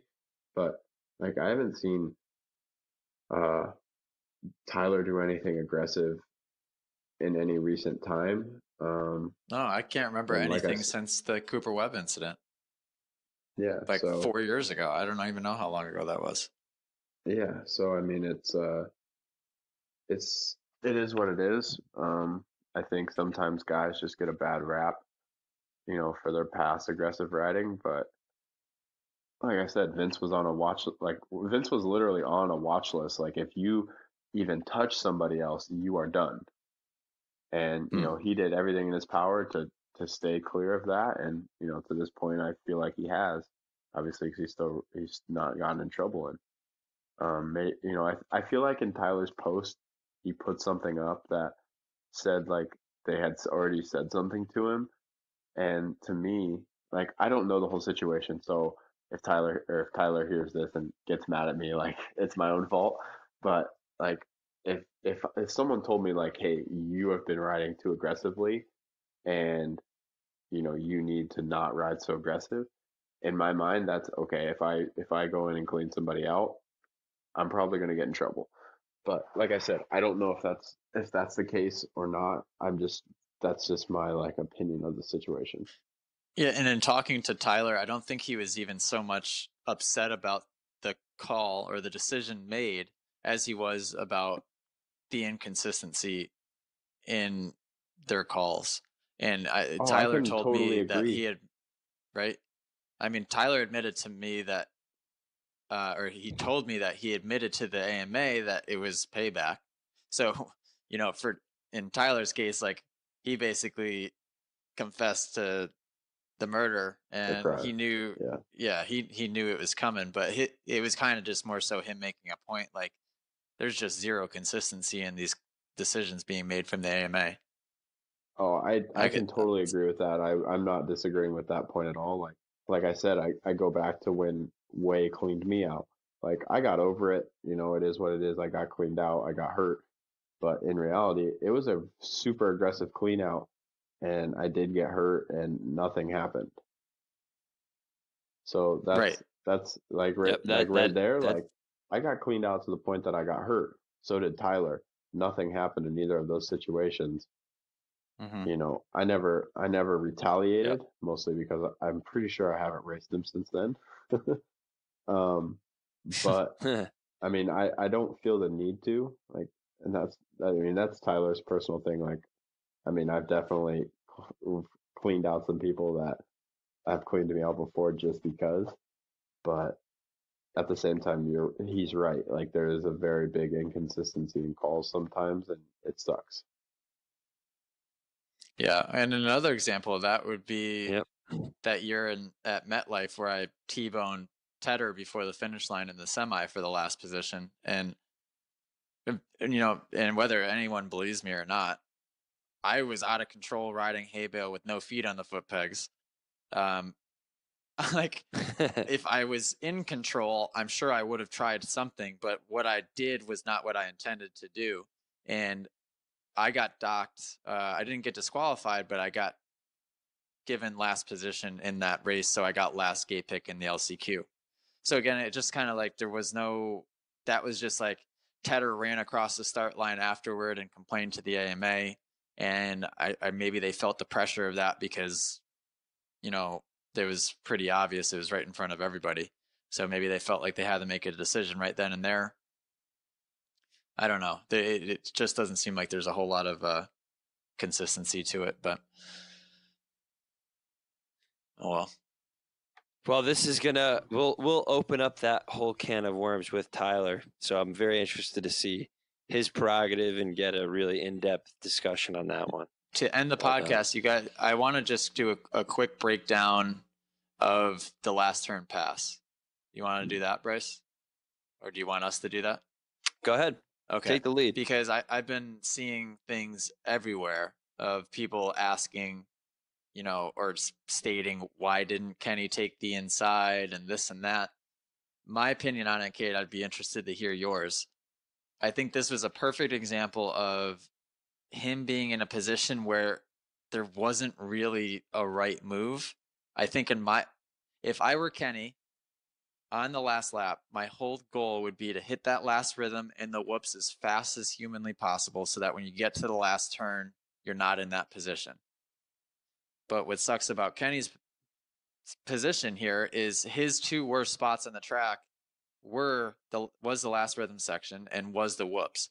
What were Webb's best spots on the track? Arguably, probably that rhythm section and the whoops. So it's just sort of a recipe for disaster on Kenny's end. If I were him in that position and I botched the turn before the whoops like he did, and I kind of botched the whoops a little bit, I think I would have done the same thing and just hit that outside rut as fast as I could have. Because if you had gone all the way inside and just drove straight across the ruts, I think Webb would have just had a super easy time squaring him up and going right down the inside of him. If Kenny had just rolled around the inside, Webb would have just probably railed around the outside of him easily at that point too. I don't know. I think that's one of those spots where like there wasn't a whole lot he could do at that point. What would you say, Cade? Yeah, the only thing that I like in my mind, playing it back in my head, like obviously I've not done this before, but watching it and knowing who is doing it, I feel like he could have made it happen, but obviously I don't know the situation exactly because I wasn't riding. But to me, it's like they're both on the left side of the whoops. Cooper had to check up to get behind him to then cut up. You know what I mean? To cut under the berm to go up across the ruts. Like they were right next to each other halfway through the whoops on the left Would you side. said just and Cooper had brake check him and judge his speed, so you kept Cooper on the outside? I wouldn't say brake check him because obviously you can't do that in whoops. But I'm thinking like he had to have known that Cooper was on the left side of him. Like when you're riding, you know where someone is behind you. Like you're not brain dead. Mm-hmm. And halfway through the whoops, he's on my left side. I'm slowing down a little bit to make sure he doesn't either go up my left side or he's not able to slow down to then cut under me. You know what I mean? To do what he did. And I'm not dissing Kenny at all because, Kenny's obviously a much better rider than I am. But in my eyes, that's what I do in the whoops. But then I get to the berm and like Kenny was running that high berm line the whole moto and Cooper was doing that get to the berm, square down and take the very bottom rut. And in my eyes, Cooper's line was better. And that's the line I would have personally taken to be able to cut down and get out of the berm as fast as possible. Because once you're out of the berm, you're basically in the clear. But you would have done that in that position, knowing that somebody was coming for you. I would have been afraid to cut down into an inner rut, thinking that I would just get straight up T-boned at that point. See, but I wouldn't be scared of that if he's on my left side going into a right-handed corner. Like he was on his left side, so it's like, like you said, it's hard to say. Like there's so many different variations that he could have done, and he took the one that didn't work out for him. But I think there's other ones that wouldn't have worked out for him too, and there's maybe one or two that might have. But like that's a split second decision, and he barely got beat too. Like it almost still worked out for him. And Cooper was really nice. Mm-hmm. Like Cooper Cooper could have been like, "Nah, dude, screw you," and put him over the berm, and it would have been perfectly okay. Like no one would have frowned upon it. Like it would have been like, "Yep, last corner for the win. I'm putting you over the berm.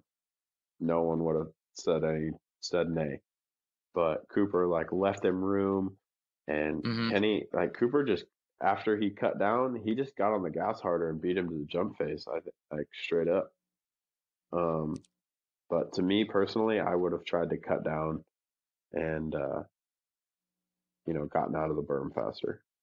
I'm watching it back again as we speak. Bryce, as an outsider, a slight outsider looking in, what are your thoughts? Yeah, Cooper definitely was on the outside of him in the whoops. I was slightly impressed with how clean that pass was, and what Kade just mentioned. I mean, it could have gone completely differently, and I think that was just a testament to, the respect that those two have for each other, and Webb's ability to maintain composure right to the very end. I mean, he didn't need to take him out. He had him. He had the line. That pass was clean. Like there was nobody that could argue it, and that's why. I mean, he took that win, and he commanded that win. That last turn was just the icing on the cake. Man, Totally. I'm watching it back over and over right now. Yeah, I mean, for a last turn pass for the win, that was unbelievably clean. That turn looked like a mess, though. That turn was a mess all day long. I will say I was surprised the run that Webb was able to get through the whoops with the line he took in the turn before the whoops. So low, right? Like he stays so low in the berms. Gosh, he didn't even take a rut. He turned down under all the ruts, and you could tell it's just that loose marbly stuff. And he still got a better drive into the whoops than Roczen, Roczen took one of the higher lines. Yeah. Yeah. Man, that was unbelievable. It's got to be the KTM. I mean, I wouldn't argue that. I mean, that bike is ridiculous. That bike's good. That bike's good. It's really good. All right, fellas, we're just about at 2 hours here. Sorry to hold you up, Kade. Feel bad. Oh, hey, I'm okay. Yeah. It's good. I'm just hanging out. Like I said, I gotta fly home in the morning, but no big deal. Oh, you have an early flight talking. too? No? Yeah, I think it's at like 6, yeah. Oh boy. 6 a.m. Yeah, we'll let you get to bed. Oh, it's all good. I don't mind. All right. Well, Kade, we really appreciate you coming on, taking your time and staying up late for us. It was fun. We wish you all the best. Hopefully we get a favorable decision here coming up from the FIM, and we'll see you out on that track sooner than later. Yeah, guys, I appreciate you having me on, and yeah, I hope I get to come out with some good news sooner than later. And yeah, AJ, I'll see you in Atlanta. Don't forget my gear. You should have your gear for Detroit. Oh, because Drake's will have it, right? Yeah. Okay, good. Bring me a jacket, would you? A jacket? Gosh, you are so needy. You and everybody else, like, gosh, just a bunch of needy little girls. I'm just kidding. Bring me whatever you want. No. Bring me a gift. Bring me some candy. I don't know. I'll bring you a coffee. Okay, I'll take it. That's fine. Fair enough. All right, Kade. All right, gentlemen. Well, boys. And ladies and gentlemen, thank you for tuning in. This was a fun episode. Lots to talk about. These races have just been, hey, for a season for us to start a podcast, no better season than this one, because there's just topics galore, and we cover them all. Yes, we do. Heck yeah. I actually really hate myself for having said that. But. All right, guys. All right, boys. Well, thank you very much for having me. Yes, sir. All right. Toodaloo. All right, man. All right. Talk to you later. Adios.